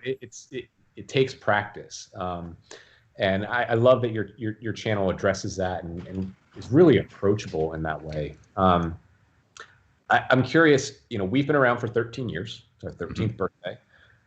What was your first experience with the Army Painter? Gosh, let's see. I would say probably I first heard about you folks, I think, when you guys started to do the the first product I heard about was the dip, basically, the Army Shade or the Quick Shade. But I think the first product that I used was most likely the washes you guys do. And Seems then to be a current theme. Yeah. And now, I mean, I've got, because I've been painting on Twitch now for 5 months or something like that. And I've got right next to me where I paint, I've got a plastic rack full of all the different Army Painter paints from the mega set. And so it's so frequent that I'm heading over there because I'm looking for just a specific color, and I use paints from a bunch of different brands, but sometimes I'm like, I got these two colors, but I need something in between it. And then I can find usually several things in between it, in the Army Painter line. So that's the thing that I've really enjoyed lately. That and the little agitator balls. I've been using those all the time. Those are I throw them into every other company's paint, bottles basically, because they help a ton. Yeah. Somebody asked us, will we ever put them in the bottles ahead of time? And I'll just address that now. The answer right now is no. Sure. Because some people want them, some people don't. Some people think the war paints are just fine as they are. Mm-hmm. The other thing is, I was 17th hire, and that was 3 years ago. And we've just recently grown to be over 50 people in the past several months. Yep. And the piece of machinery that we purchased when we had to, scale up our production to meet the demand, which we take a great pride in being able to do that, is it's a very expensive piece of machinery. And yep. to try and fix that and so that you can then add balls, it's not something that one person can do for the sheer amount of paints that we have to produce on a daily basis. So the answer is no right now. Maybe in the future, but the mixing balls are great. I one of the things that I love about our paints, and going back to before I was working for this company, was, and it's the same thing with the quick shades, is that they are heavily pigmented. So when I got into more advanced techniques, I already started with a heavily pigmented paint, so then I could work it down and thin it down. So when I was learning how to glaze and when I was learning how to freehand and do those things, you're already starting with basically as close as you can to pure pigment as possible in a paint, and then you can work it down from there. And that's what I really, really love about the war paints. You've been big on the starter paint set, and that's something that we've had a bit of discussion about in the past few months. Yeah, I've had, as I've been, obviously making videos about, how to get into painting and how to get into miniatures and that kind of stuff. And also lately I've been seeing a big thing on Twitch again, too, people who are watching, who've never painted, but they're just watching. And because they've stumbled across it through the browse features or whatever in Twitch. And then they ask well, what's a good starter set, or how do you do something like that? And I wanted to do a little bit of research. And I really think that the basic starter set that you guys sell, it includes a brush, it includes a couple of washes or a wash, it includes a little bit of metallics, a lot of the primary colors, your black and your white, and other colors and things like that. It's brown. It's a good price, and it's a good little set. And so that's what I've been telling people to pick up lately. And the fact that it's pretty relatively accessible. I see your stuff every every shop I go to in my local area has got your racks of paints. So it's not a hard thing to find, at least locally for me. But yeah. We take a great deal of pride in that. And it's, retail was the core focus of the company first, because that's what Bo and Jonas knew. And they've done should have had some retailers on the show as well. I guess we technically did. We had Naomi from Sword and Steel on. We take a great deal of pride in supporting our retailers. And we love hearing, that people see the racks out there. So it's a great deal of pride to know that you see them at your local, retail stores. And, and the great thing about that starter paint set, what I love about it, as you mentioned, is, it's got your primary colors. It's got a couple of the secondary colors in there, your black, your white. It's got a strong tone wash. It's got metal paint and a brush. That's everything that you need, and it's right there. And it is a great value. All of our paints, I think, are a great value. 18 milliliters for, just over $3. It's a great deal. Curious, we sent a couple new products your way. I think you got your hands on a wet palette. Did I get you a Masterclass dry brush set? Yes. Yeah. Have you gotten to play with it yet? Yeah, as a matter of fact, the video that I put up on YouTube today about how to quick paint terrain, how to quick and easy plastic terrain kits. I used the brush, because a lot of times I like to use the big makeup brushes for that real soft sort of highlighting in certain places.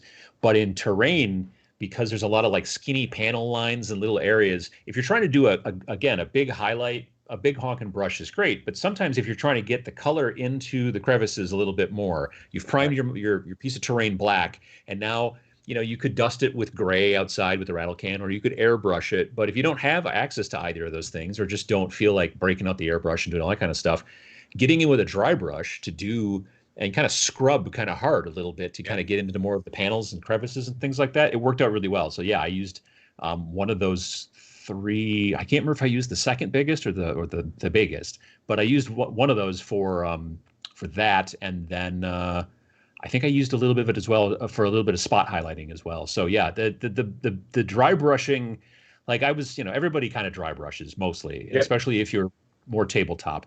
And the fact that you're seeing so many different techniques now using the bigger dry brushes really is nice. Like I was painting on Twitch this morning. I was painting some night haunts, and I'm using like a color shifting metallic sort of paint to get this sort of kind of ghostly, sort of spooky kind of cloaks. But I wanted them to fade kind of up from like almost like white from the ground, and so I had used airbrush on the other ones, but the little tiny guys, the little chain rasps, are too small for that. So I was using the dry brush and using one of those dry brushes to do that, and they work great. I've been really happy with the effects you can do. As long as you're a little patient and you don't think it's going to take you just a second, it's still fast, but if you give it a little bit more time, you can get great gradients and things like that with them.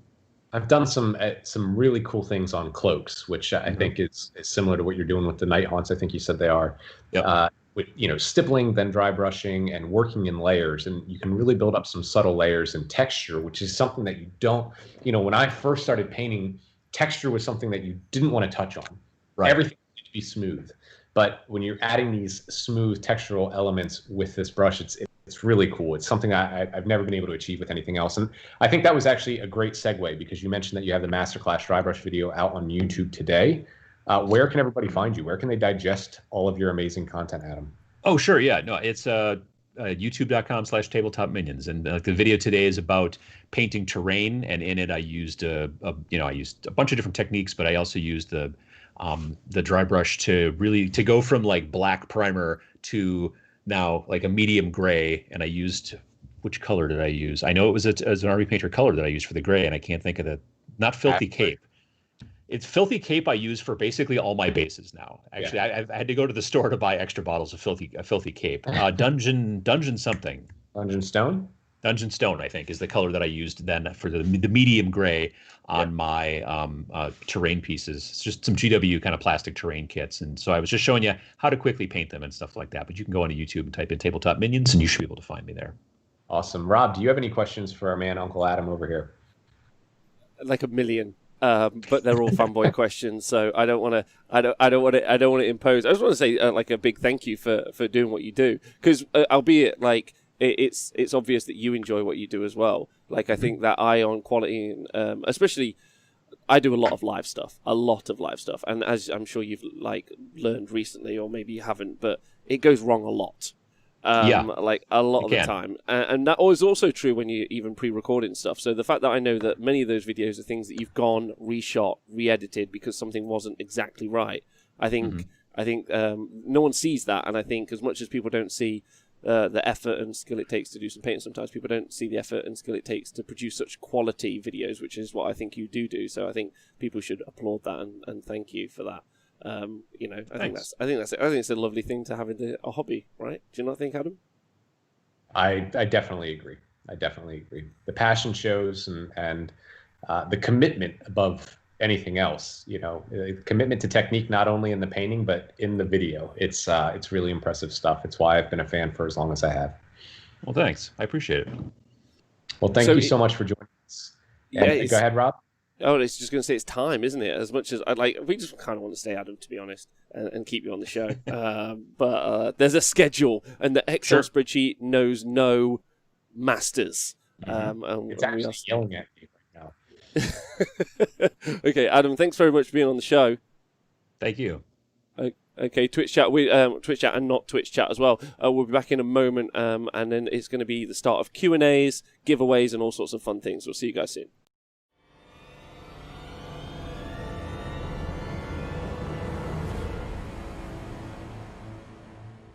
The Mega Paint set is the ultimate combination of quality and selection in a super high-value box set. The set features 50 paints in total, including 39 of our best-selling colors from our acrylic war paints range. The set also comes with 5 metallic war paints for all those tank tracks, chainmail, and plate armor. It wouldn't be an Army Painter set without quick shades, and the Mega Paint set features 4 of our most essential washes for simple shading and contrast. Also included are 2 effects paints, Glistening Blood, a high-gloss paint perfect for blood spatter and gore, and Dry Rust for when you want to weather your models. Many of the paints included are a 100% color match to our 2-in-1 color primer sprays. All war paints feature our dropper bottle design for precision distribution and to keep your paints from drying out. To get the most out of your high-quality acrylic pigments, we recommend giving your bottles a good shake to ensure the pigments are perfectly distributed for smooth, creamy painting. The set also includes our Wargamer Regiment brush free, handmade in Germany using top-quality Rottmarder sable and our patented ergonomic brush handles. With the Mega Paint set, you won't find a better combination of color, quality, and value anywhere else in the hobby market. The Masterclass Dry Brush set offers professional-level brushes featuring a specialized dome-shaped bristle design. Engineered for miniature painting, the brushes are versatile enough to paint large models and terrain, as well as basic infantry and your favorite character models. The set is made up of the miniature dry brush for smaller models, the moderate dry brush for large projects, and the mighty dry brush for the largest models in your collection. All 3 Masterclass dry brushes are made with high-quality natural goat hair that is soft, durable, and quick drying. The dome-shaped bristle head is designed for any dry brushing task, and also perfectly suited for stippling and push blending techniques, giving you ultra-realistic results and revealing every detail of your miniature with ease. With the Masterclass Dry Brush set, you can achieve professional-level results with a professional-level tool made with the quality and affordability you expect from the Army Painter.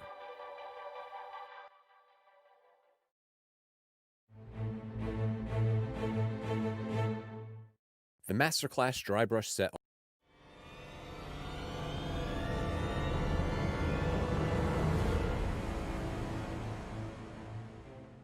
The Army Painter Wet Palette is a must-have product for new painters and experienced master painters alike. Superior quality materials pair with custom features designed with miniature painters in mind.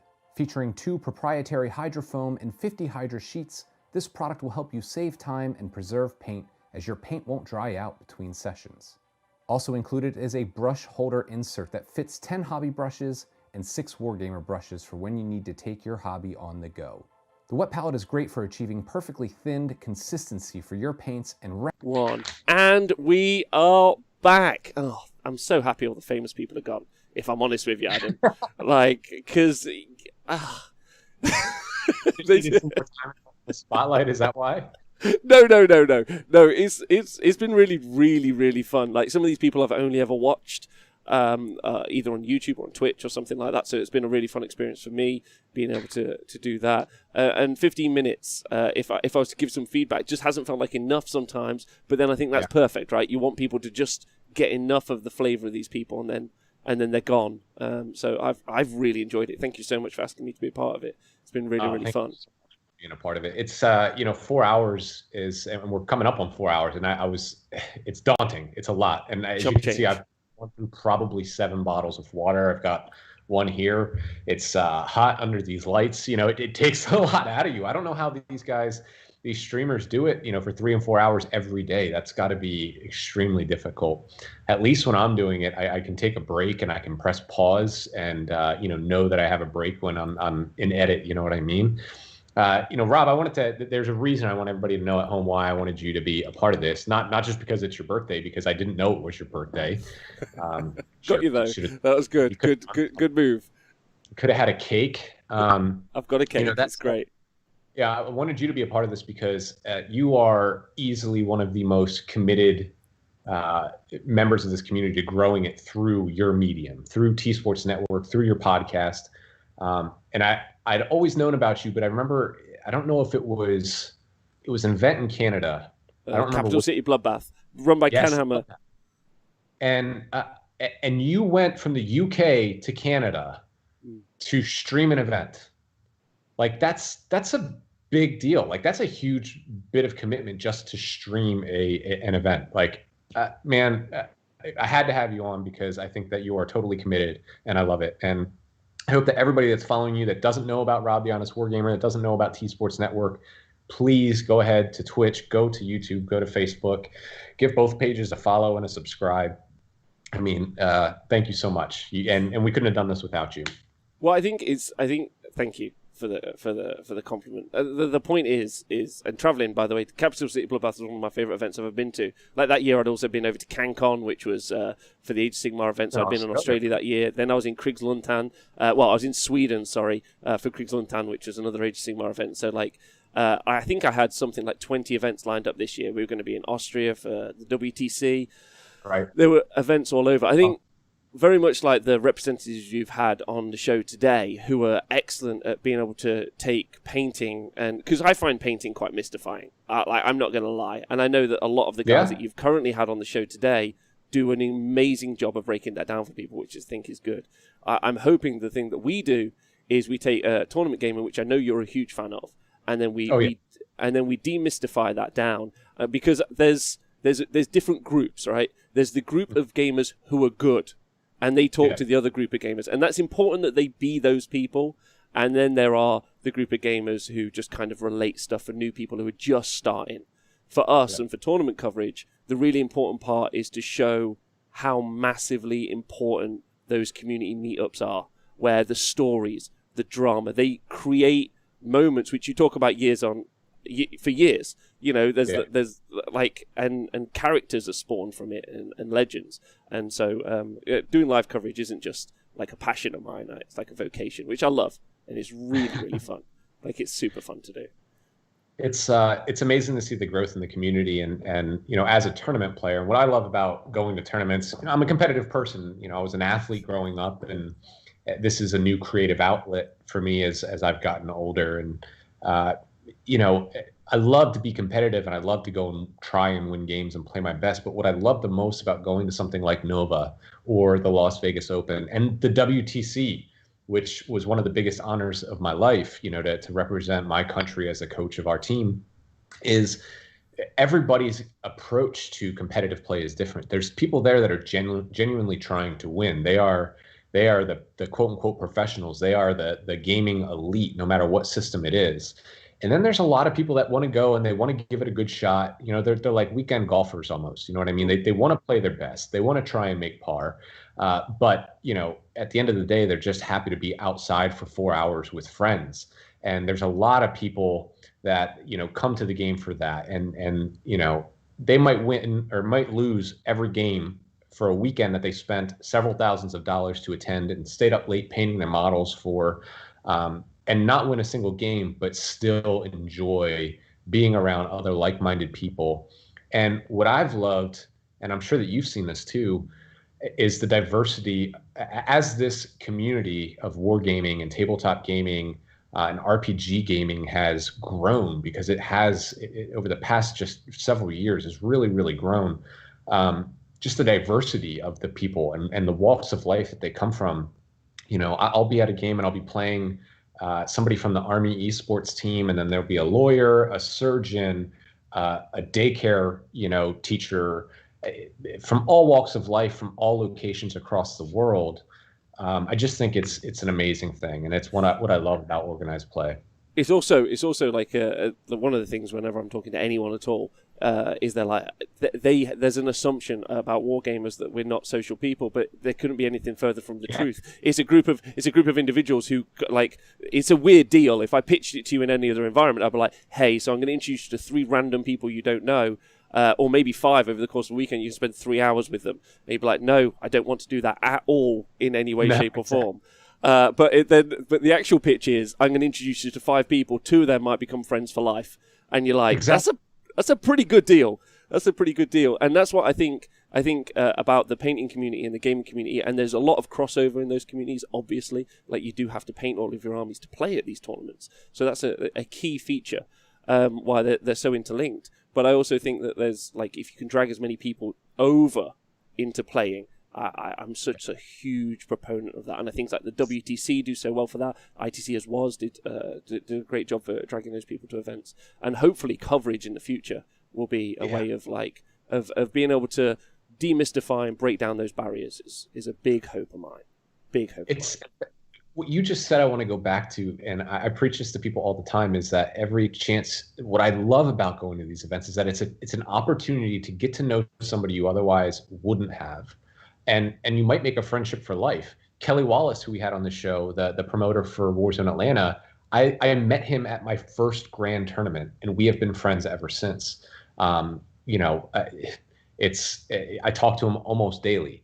And then, my first LVO, I had spent a week with Nick Nanavati. We did this live. We painted 300 something orcs for the Army Painter to show that it could be done using the spray paint dip done method in like 74 hours or whatever it ended up being. I don't remember. And my first opponent at LVO was playing an orc army that he followed along with us. And it looked fantastic. And to me, like, that was the most rewarding experience one of the most rewarding experiences in my hobby life. Or can I just do a quick thing? And if you are someone out there who's only a painter, if you go onto my website, thehonestwargamer.com, I wrote a book for people who wanted to learn how to play, which I think is cross-system. So it works for Age of Sigmar around 40k. It might work for other systems as well. I don't really know. But that's I hope, and it's free. It's free. You just download it and read it. So if you think it's rubbish, please let me know. But that's a really good way, especially for people, to demystify the gaming element as well. Because there's nothing nicer than showing off your models to people on the tabletop. I think that's hard. That's why I like what you're called. You're called the Army Painter. It's just a good name. Because I'm cool, I want to paint my army. It really works for me. Anyway, should we get to some prizes? Yeah. So let's talk about Q&A first. We're blowing the lead, aren't we? Let's do the prizes and then we'll do the Q&A, because I've already got a couple questions jotted down. And if you guys have any more questions in the chat, now's a great time to plug them in while I plug this competition, because one of you is about to win this massive, comically huge, long list of hobby products and paints. So are you ready for this? Yeah. Rob, ready for me to do this again? I mean, this is okay. So this is the list. Is this the list? You're doing the list finally? I'm doing the list again. Okay, everyone. This is how much you can win. I need scuba gear for this. I would love to break down just how many bottles, how many milliliters of paint this actually is. That would be a hilarious number. Okay, here we go. The winner of our biggest giveaway ever in honor of our 13th birthday party is going to receive a D&D Adventurers paint set, D&D Monsters paint set, D&D Brush set, D&D Underdark, D&D Undead paint set, the Airbrush Medium, our Brown Battleground, Basing Snow, Grass Green, Field Grass, Steppe Grass, Summer Undergrowth, Battlefields Rocks, Battlefields Razor Wire, Highland Tough, Winter Tough, Woodland Tough, Wasteland Tough, Jungle Tough, Scorched Tough, Deadland Toughs. Are there any more Toughs? Battlefields Basing set, our Color Primer Matte Black, Matte White, Anti-Shine Matte Varnish, Leather Brown, Army Green, Barbarian Flesh, Plate Mail Metal, Uniform Gray, Desert Yellow, Skeleton Bone, Necrotic Flesh, Demonic Yellow, Fur Brown, Crystal Blue, Dragon Red, Alien Purple, Angel Green, Wolf Gray, Goblin Green, Chaotic Red. I think somebody wants to sign me to a rap label after I'm done with this. I would like to reinforce that no one wants to sign you to a rap label. 0 people. Yeah, nobody. Aegis Suit Satin Varnish. You're going to get all of our glues, every one of the tools that we make, including the magnets and mixing balls that you guys have been talking about, our laser pointers, our activator glue, our rangefinder tape, cutting mat, wet palette Hydro Pack, the brand new Masterclass Dry Brush set. And you're also going to get Zombicide Toxic Prison set, Survivor set, Black Plague set, Kings of War Greenskins, Dwarfs, Undead, Ogres. You're going to get the Mega Paint set, our Quickshade Washes set, the Guild Ball Kickoff set, Rising Sun Paint set, Zombicide Invader Paint set, Wargamers Mega Paint set, the War Paints Metallics Paint set, and our brand new Metallics Colors Paint set. That is insane. On top of that, our friends at Simon Games have chipped in. They're going to be providing a very early release of the Zombicide 2 game. That's huge. You'll be one of the first in the world to receive it. This is just crazy. I don't know what we're thinking. It's a lot of stuff. It is. I think Bo's gonna have to. He's not gonna be able to feed his kids for a few weeks. Jimmy wants to know if I can please say that again. No. It may be later, but not right now. It's crazy. Can I have what Adam's on, please? Can I ask a question? Can we throw one more prize in? The T-shirt off Adam's back. I think it's the only. Yeah, off the T-shirt off your back. No, we won't. Made. I can't. we won't do it then. No. It's not on the. That's not on the list. Everyone. We might even. I tell you what. The winner of this, the first Zombicide 2 mini that I paint, I will personally throw in. Wow. So there you go. Okay. Wow. Yeah. So that's the giveaway. But Rob, that's not all. Is there more, you ask? There's more. So that's everything that you're going to win. But we are very excited. I worked very hard on this little video, and the team at headquarters back in Scanabo has been working their butts off. And I want to give them a round of applause for the past 6 months of very hard work. We have a new product range that we are unveiling real soon. We can't tell you too much about it just yet. I know it's a little bit of a tease. But we're very excited about it. It's the first time that we've been able to take a little bit of a narrative dive into the products, and we've created some really cool characters to help tell this product's story. We're going to introduce a few of them now. I've already started publishing some of the tutorials about these characters that were developed by John Gallagher, a world-renowned artist and illustrator. He's worked with Marvel, DC Comics. He's worked with some great games and IP out in the world. He did a fantastic job. You're going to see a bit of his artwork in this little teaser. This is a new product that we're calling Game Master. So Rob, whenever you're ready, let's give that a roll. Okay, you ready, everyone? 3, 2, here we go. This is Game Master.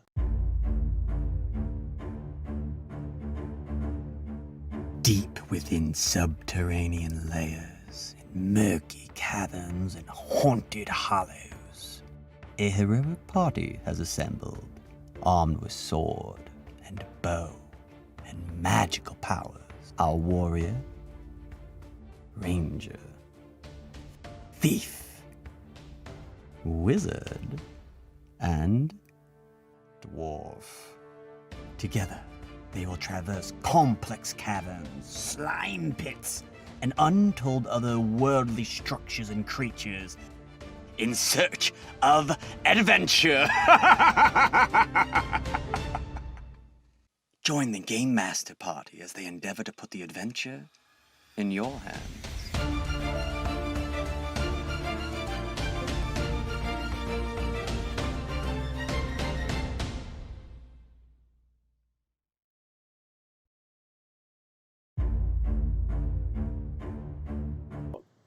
And we're back. That looks amazing. Amazing. I'm Can you tell us more?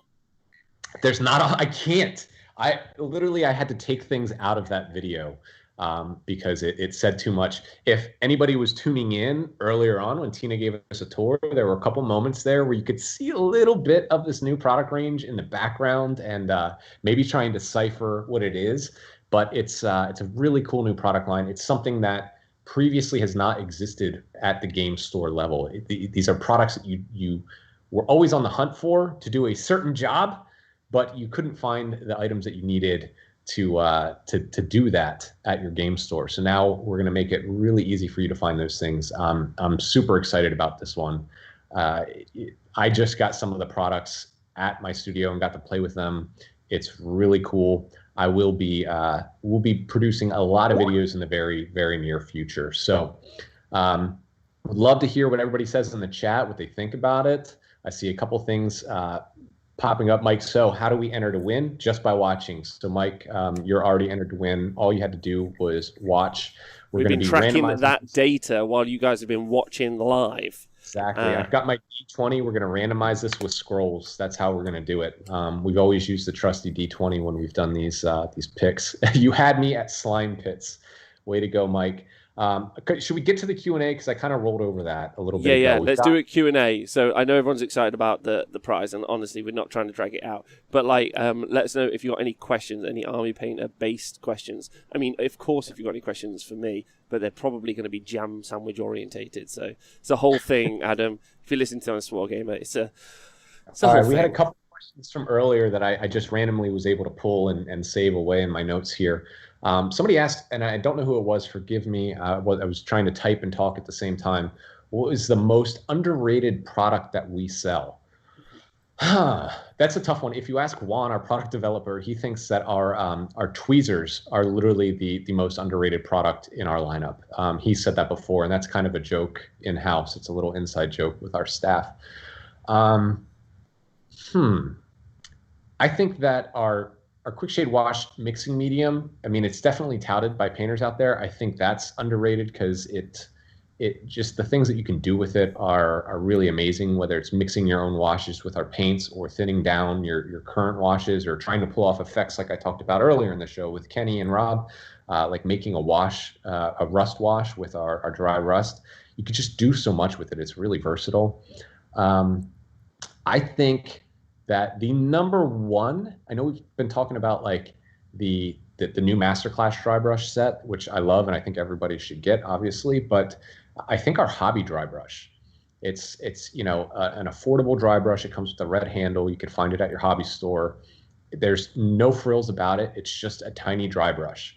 And I like to use it for multiple things. I use it to clean my airbrush. I use it to clean the nozzle of my airbrush. I use it to mix paints in my airbrush. I use it to dry brush. I use it to, it's just a good beater brush that I can beat the crap out of, and I'm okay with that. So I think that's one of the more underrated ones. But everybody at the company will have their own opinion on that as well.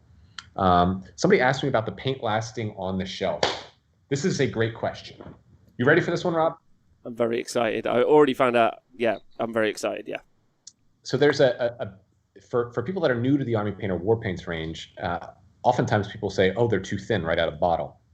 There's something I like to call the ketchup water. We actually, in production, put a little bit of extra medium at the top of the bottle. You hear me talk about these heavy pigments, and we've got a lot of pigment in these paints. In order to protect those pigments and preserve them while they're sitting on a shelf or in a shipping container going overseas, we pack it with just a little bit of extra medium. Squirt that medium out when you get the new bottle, shake it real good, add some of those mixing balls to it, and you've got perfectly creamy, well-mixed paints.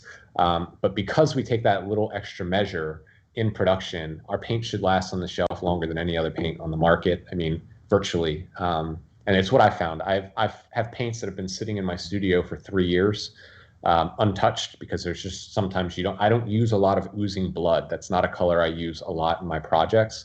And it was sitting for 2.5, 3 years when I grabbed the first bottle off the shelf. And by applying that technique, follow the heavy pigments video that we have on YouTube. It gives you some good best practices in there. Just squirt out that ketchup water that I like to call it, and then give it a good shake, and it was ready and worked just fine. I'm going to go through and see a few more questions that we have here. Getting a brighter green tone quick shade. The current one, very muddy. We're using the green tone or the military shaders, because the military shader is a slightly brown one. I find the green tone to be actually very bright, but we do add a little bit of darker pigments into, and I think that's what kind of separates our shades from other shades on the market, is especially our colored shades, like our blue tone, red tone, purple tone. We do add a little bit of darker pigment in there to really push that contrast. And I think that's where you get that magic in the bottle effect. Larger bottle of quick shade medium, maybe. We've already set the precedent with the airbrush medium for that 100 ml bottle. I think that's something that we've probably talked about quite a bit in meetings. But it's always about. Yeah. Sorry, Go ahead, question for you in the chat. I saw it was about tufts. I assume you have some sort of like shrink ray that makes like large tufts of grass, and you just shrink them into tiny tufts of grass. Is how they're made. It's real grass that we find actually in northern. No, it's that's not how they're made. How is it made? It's little pieces of synthetic acrylic that are glued into a thing, and then you suck out the excess, and that's how they are. Madness. Yeah. I love those things. Somebody asked, how do our paints compare to another brand? Jonas is infamous. Jonas is one of the founders of the company. He's been I don't know how to say this. He's a fantastic painter. He is who developed the war paints range. How do our paints he famously has said, a yellow paint's a yellow paint's a yellow paint until it's not. All acrylic paints follow very similar principles. They have a medium, they have a binder, and they have a pigment. And what separates and changes and differentiates them from each other is the amounts of which they have. I know that our products have a lot of pigment in them. When you talk about yellow paints and red paints and orange paints and some greens, they are weak pigments. It's just the nature of natural pigments. They're just weaker. So you will have to thin them down and apply more coats of them to get the desired effect. And that's going to be the same across the board. I think our paints are fantastic. Do we make a glaze medium? Not make a glaze medium, but we make something called a war paints mixing medium, which is very similar to a glaze medium. And it's the same medium and binder that you find in the war paints.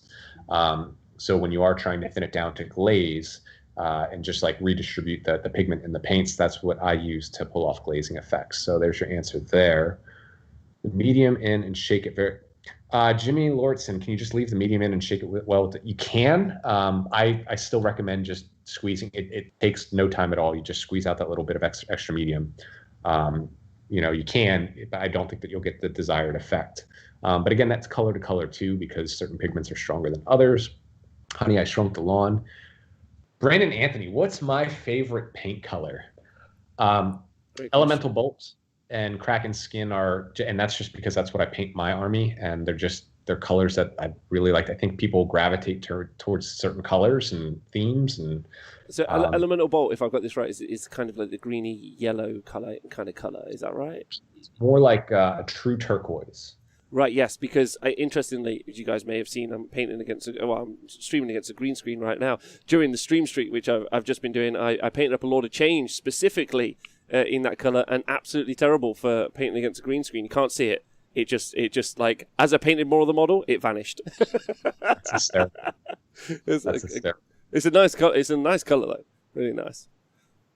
Let's see who else. Let's see some other questions in here. What's the best combo of sets I should get to start an army so I have enough range for wet blends, bases, and shades? Zadie guy, I think is how you say that. Our number one best-selling item is our Mega Paint set, believe it or not. And you might look at it and say, holy crap, that's an expensive paint set. But when you really look at it, it's packed with a lot of value. You're really saving a bunch when you buy that Mega Paint set, and it covers the full range.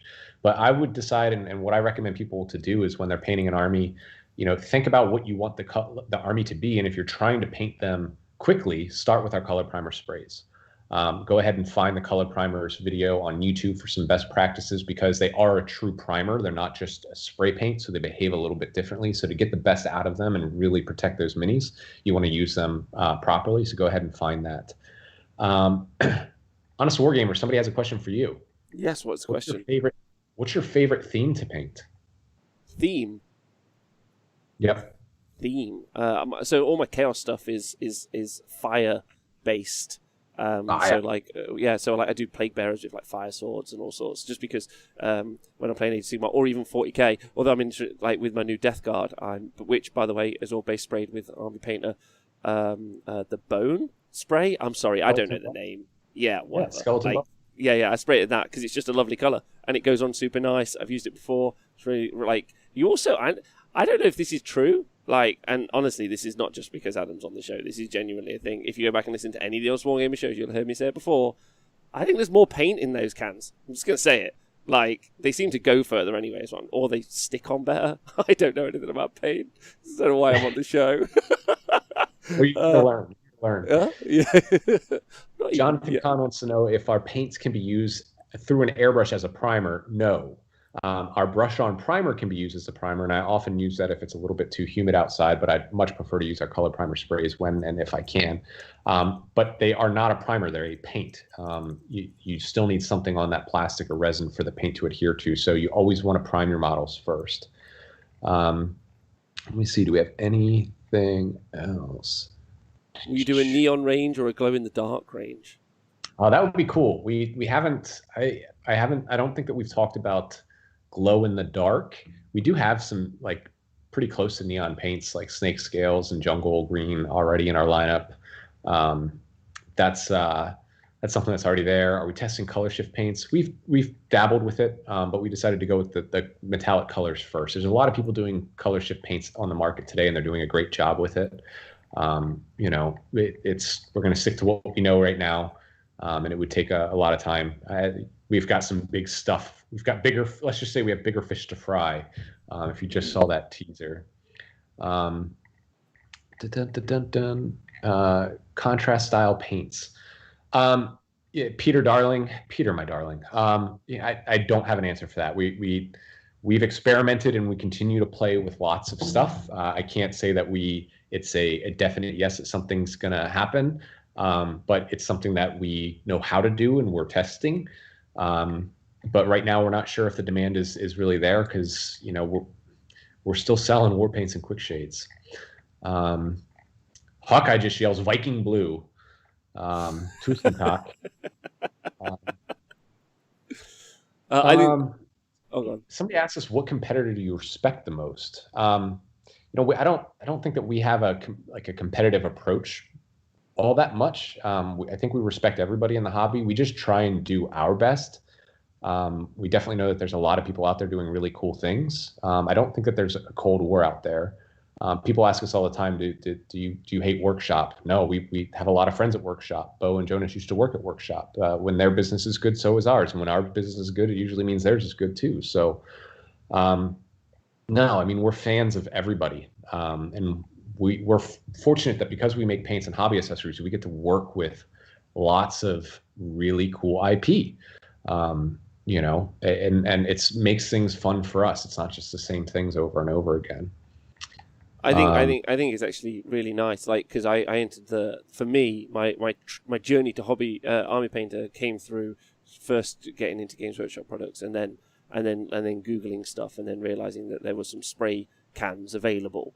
Then my journey went on from there, and I actually think that's really nice. So one of the questions in the chat: are you planning on working with more YouTubers? Because I actually think that that's a really big positive. Because I think that independent media, like being produced, and then those YouTubers, like you heard Kenny earlier, he's like these are what I use. I love these. That's the end of my conversation. I think that's great advocacy for whichever product they like, and if they happen to like yours, I think that would be good. Are you planning on doing more? Oh, nice. That's been one of my key objectives this year, was to grow and grow into new markets as well. So we're working with non-native English speaking countries as, again, this hobby and this community is just growing. Neil, I'll get to your question in a second, and Tibble's Evil Cat as well.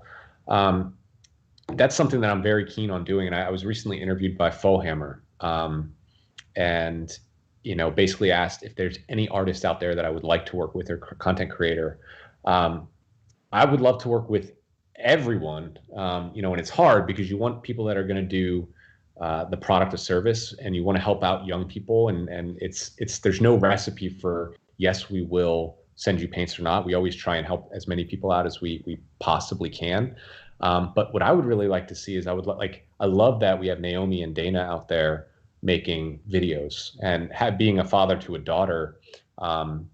I think it would be cool if we had more, women in the hobby and promoting the hobby, so that if she ever gets into this, she has somebody to look up to as well. Not that she can't look up to, Uncle Adam or Kenny or anybody else, but I like to see more representation in the hobby. So I've actually put a challenge out there to, to women, people of color, people from all over the world to show up. I want to see what you can do.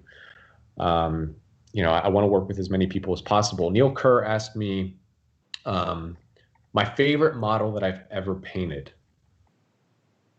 That's a toughie. Yeah, I mean, my favorite model I ever painted was probably the first model I ever painted, and it was terrible, and I still have it, and it's broken, and it's an old pewter aerial model from the Citadel old Wood Elf range. That's one of my favorites. See, that's tough. That's tough. Yeah, that's a really tough one. And I've painted so many things too, back in the day, because I used to do commission painting that I don't own and I've forgotten about. I remember I did an orc, a Captain America orc. It was like a Cromlech mini for a friend of mine, David Fields, who I played in the final round at Wars in Atlanta last year.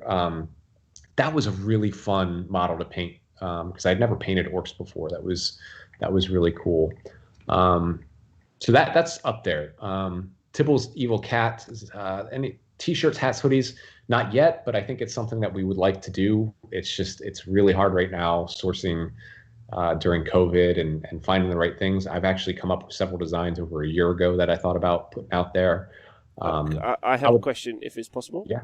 Yeah. Side project of like Army Painter, but you do paintball. You know the game where you run around with your friends paintballing, but you can put in your favorite Army Painter color into the paint pots, and then maybe even pitch it to the military, and then they're just thoughts like side project. If you want to diversify, I don't know what the company's plans are. Maybe exponential growth. At some point, you got to diversify. I think that there's room for that. I think it's so funny you say that, because we have people that come to us all the time with like the masks that you wear paintballing and like airsoft.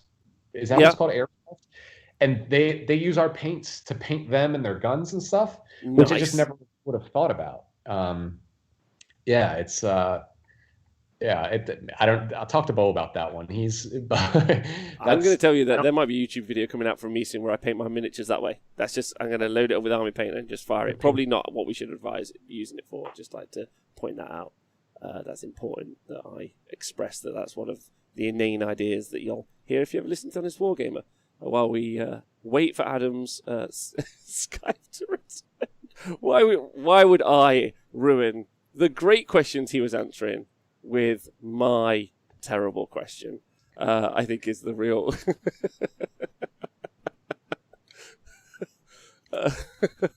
Adam is also. Oh no, he's back. There we go. Hey, bud, how are you? I'm good. I just I fell back in my chair for a second, took a little nap. Yes. So we have 12 minutes left in this show. So we have a couple more questions I think that we can take before we go through this this process of rolling a d20. Okay.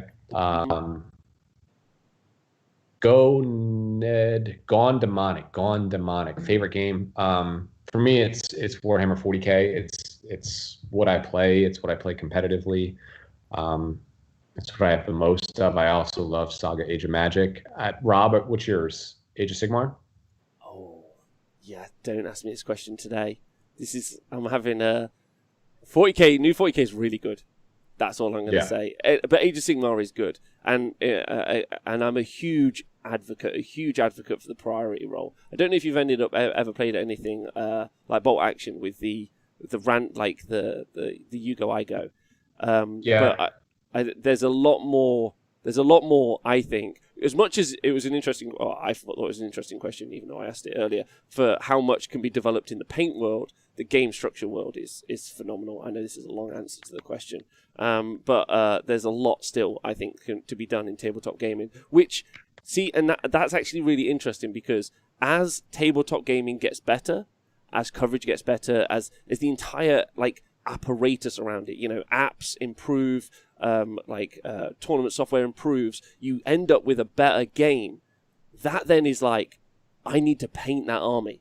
It's a vehicle always. And you must be a huge advocate for the games getting better as well, because as soon as that happens, it's the same as miniature technology, like the design, 3D printing, whatever it might be. More miniatures being out there, more people designing miniatures means more miniatures for people to paint, which must be phenomenal for you as a company to be a part of that process as well. Yeah, it is. I keep going back to just the scale of the community and how big it's grown. Even in the 3 years, excuse me, guys, I'm chugging down the water. It's getting hot in here. If anybody watches Arrested Development, Buster, when he hops in the trunk of the car, it's getting tired in here. The industry's just grown. The community's grown. You have more people making games that are cooler. You have things like Kickstarter, which have allowed people that otherwise wouldn't. They had a good idea but didn't know how to publish a game to do so, and to crowdsource this game with less risk involved. They're not going to a bank to get a loan out. They're letting people that are actually interested in this game, get involved. And we've been privileged to work with a lot of great Kickstarts over the years. And there's just so many people coming to the game. And when a company makes exciting models, kind of back to what you were saying, Rob, and it motivates people to paint, obviously that's going to help our business, but it also helps the community. I think anybody that paints more I should say, any community that has more painted models is a better community to be a part of. We have a separate. Oh, sorry. I was going to say that there's also a leap of imagination when you show a new person. That's the other thing as well. When you show a new person grey plastic versus grey plastic, they sometimes don't make the leap that you've already made in your head. But when you show painted army versus painted army, they get there. They're like, okay, I'm into this now. I get where you're at, and I feel that's a good part of it as well. Sorry. Yeah. No. I've had multiple people come to, like, when you're at a hotel or a casino somewhere and you're playing an event and people are like, what is going on in this room over here with these people playing on these big tables with these tiny toys? And then they ask you, did you paint that? And it's like, yeah, I painted every one of these actually. And he painted every one of his. That's where it suspends the belief in what is actually happening and throws you into that narrative. Ponto Hornblower, do we have a separate US team and EU team? Are all the employees considered in one group? I am the US team. I'm the only American employee. And everybody else is back in Denmark. So all of our production, just a little background, all of our production, manufacturing, majority of the products that we manufacture are manufactured close to Denmark. All of our paints are manufactured in-house in Denmark. And we have our full production team there, our sales team, our product team, marketing team is all centered there. They took a big risk when they hired me, because they had never had a U.S. employee or an employee outside of the country.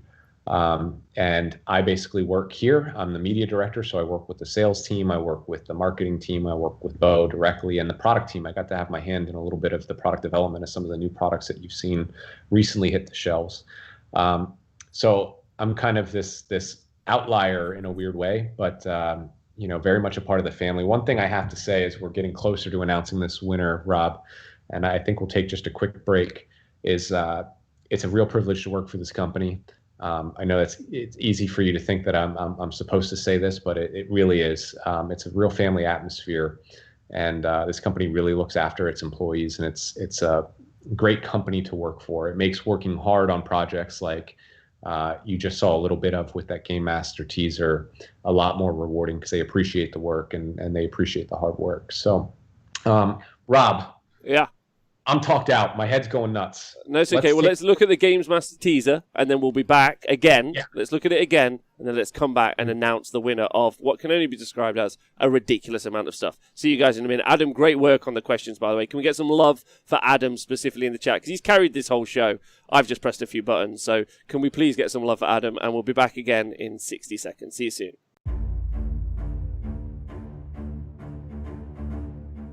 Deep within subterranean layers, in murky caverns and haunted hollows, a heroic party has assembled, armed with sword and bow and magical powers.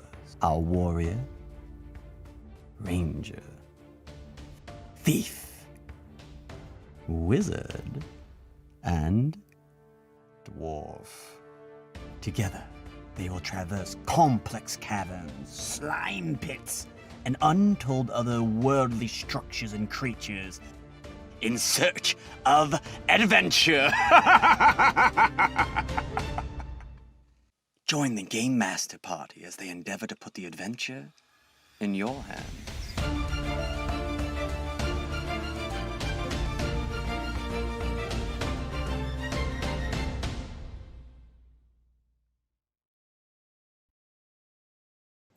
Welcome back to what can only be described as a really fun time, where you are going to win someone's going to win a crazy amount of stuff. In all honesty, Adam, I'm looking around me. I wouldn't even know where I would put so much stuff. So it's more product than I actually have in the US studio right now.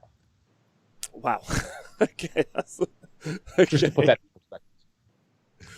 in perspective. So here's how we're going to do this. Is that, Rob, I'll walk you through this, okay? Okay, I'm ready. Every year we've used a D20 because we're gamers. Yep. And this is not scientific by any stretch of the imagination. What we're going to do is we're going to roll this 13 times. Mm-hmm. For each dice roll that I roll, I am going to scroll through the views here. I have a list of views on my screen. So if I roll a 13, I'm going to roll it 13 times, and I'm going to look at the bottom one. And then I'm going to do that again. And I'm going to go up, down, and the bottom view The bottom name on that view is going to be our winner of this giant set. Okay, this is going to take a minute. Can we get a drum roll, please, Adam? I know that you're the beatbox man over there. Okay, I'm doing this. Can you count? I'll need your help counting. Maybe with the chat can help. Yeah. I'll need a 1. I need a 1 to 13. Count me down. So roll number 1. Okay. Okay. So this is 1. Okay, I've got this down. 2. Okay, roll number 2. Don't worry. This is like shooting boys on mech guns. I promise you. So what did you get? I got a 20, a nat 20 that time. Oh, well done. Congrats. Number 3, please, sir. 8. Oh, okay. Number 4. 7. Come on, can he get another 20? That's the real question. Number 5. Another 7. Oh, okay. Okay, number 6. Let's go. Oh, off the table. 13. Oh, not bad. Happy birthday. It would be good if you got loads of them. Number 7. 2. Ooh, not a nat fail though, so that's good. 8. 5. Ooh, number 9. 15. Oh, not bad. Come on, I want one more 20, please, Adam. On number 10. On number 10. Let's go. Number 10, nat 20 right here. Oh, it's a nat 1. It's gonna happen. You too much confidence. The dice betray you if you're that confident. You're for a solid stream. Okay, we're on number 11 now. Number 11. 5. Okay, do that scroll. Nice roll, a lot of 5s.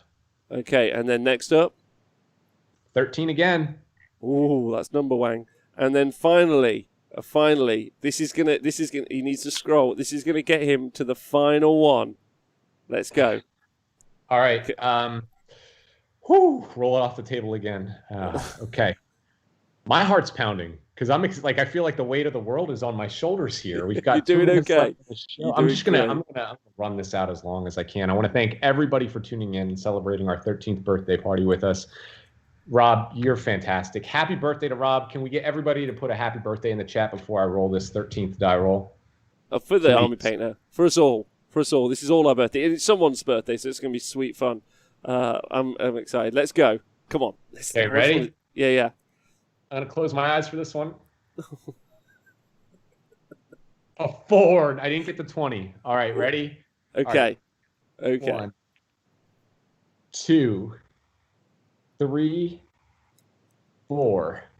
All right, are you ready for this? I'm ready for this. Hold on to your hats. Listen out for your name. The winner of the biggest Army Painter birthday giveaway ever, and the largest giveaway that we've ever done in the new Zombicide 2 game box is Jimmy Lane. Jimmy Lane! Jimmy Lane. You are the proud new owner of half of the Army Painter's inventory. Wow. Well done to Jimmy Lane, whoever Jimmy Lane is in the chat. Where's Jimmy from? Can we find out where he's from? We can. Jimmy, are you in the chat? To be fair, the chat's going too mental, but hopefully he'll be.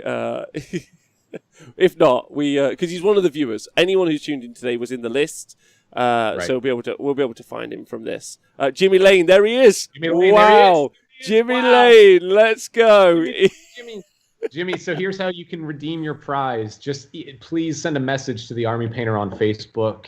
Send me your shipping address, your phone number, and email. And I don't know how we're going to arrange this for you. I don't know if this comes on Santa's sleigh or what. But Jimmy, congratulations. Newfoundland, so he must be one of Naomi's friends. Oh, wow. I want him to jump out of his seat. What did he do when he heard his name? That's what. Could he answer that for us in the chat? I want to know. How did you feel? I probably would have fainted because now he has to explain to either his parents or his partner or his roommate, I'm sorry, I'm going to have 2 truckloads full of hobby stuff. Is there a picture? I want a picture when it arrives or when it leaves, one of the two. No, that's actually something that we require. There has to be a picture sent in of all of the products. We've done it the past 2 years that I've been involved. We need to see it. So, wow. I'm at my throat is sore right now from all this talking, and I'm so excited for Jimmy. That is fantastic. I jumped out of my seat and screamed. That's good. That's good. Well, I'm really happy about that. Too, so she won't be too upset by this. That's great. So please share them with your wife. This has been fantastic and really fun, Rob. I can't thank you enough for all your help with us today. Oh, and everybody, I mean, how many views? Can we get a final tally? How many? 370 we're at right now. Like 370 people live. Wow. So that's which is great numbers. Like I'm really happy with that. Like I think that's fun.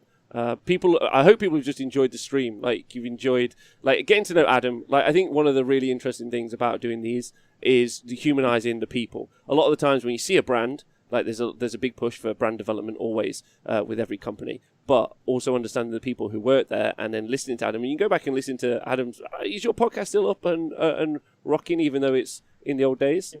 You could still go listen to it. Yeah, the best show podcast. But you'll hear the sort of person that Adam is, and I think that the fact that Adam himself has chosen to work for the Army Painter, is a good indication of what that company is like. And companies are just made of people at the end of the day. So I think you're a great representation of the family that you profess to be, Brill. So that's great work, Adam. Well done. That, Rob. Appreciate that. Everybody, if you haven't already yet, and I please hope that you did, please go and find the Honest Wargamer. Find T Sports Network on Facebook, YouTube, Twitch. Give them a subscribe, a like, and a follow. And if you aren't a viewer of any of the people that we had on today, this was massive. It feels like 3 days ago. Please go and follow them. Thank you to Ben Pearson at Watch It Paint It. Thank you to Naomi Steele at Sword and Steel. Of course, Mr. Two Thin Coats himself, Duncan Rhodes and the Duncan Rhodes Painting Academy, Pete Harrison, Pete the Wargamer, our friend Kelly Wallace at Warzone Atlanta, Kenny Boucher of Next Level Painting, Rob Barrett, Spiky Bits, and everybody's favorite Uncle Adam from Tabletop Minions. This has been fantastic, y'all. It's been a really, really fun time. And thank you for tuning in and helping us to celebrate our 13th birthday. And Rob's, what is it now? What's your birthday? 29. Let's just say that. And if anyone calls me a liar, I'll fight them in the street. That's all I'm going to say. And also, can I just shout out everyone who's on the Honest Wargamer Twitch? We're live every day. We do midday. Just before the worldwide lockdown started, we started doing a stream streak, which we're now on day 211 tomorrow. So every day for an hour. So if you're stuck in, you get to join us, which is fun. And they are the nicest group of people probably that you could talk to in the chat. I tend to ignore them as much as possible because they're mean to me. But if you want to join an amazing group of people, please do join us on Twitch every day, because that's my favorite thing about doing this, is watching all you guys respond and react in the chat. You're hilarious people, and that's been my favorite part of the day. I've been watching it while you've been talking, Adam, and they have been going off. They've been going nuts on you. They've been giving you a hard time because apparently Mega Gargants or whatever are your kryptonite. They are. That lady is so nice. They're terrible. Anyway, let's get out of here. You've been wonderful, Adam. Everyone in the Twitch chat, you've been wonderful. If Facebook, if you're watching back on YouTube, any of that, one of the things I always say on my show is please stay hydrated. Adam has been nailing it today. But look after yourselves, stay well, and also don't forget you're loved. People care about you. It's really important that you remember that about yourself. Look after yourselves. See you guys soon. I couldn't do this without everyone on the Patreon, so thanks to those guys. And Adam, is there any final shout outs? Are you good? Thank you to everybody for tuning in. Stay tuned for more on Game Master. We will have that teaser up for public viewing real soon. And I have the third Freya, our human warrior tutorial, came out today. I'll have more for you next week. So definitely go ahead and subscribe and follow us on Facebook and YouTube. That's where you get all of our hobby content and tutorials and all the news and updates on our products. Rob, thank you so much. Thank you to everybody in the chat. It's been a pleasure spending our 13th birthday with you. As always, the magic in miniature painting is that it can be as fun or as challenging as you want it to be, but with the right techniques, you're sure to achieve some great results. We'll see you next time.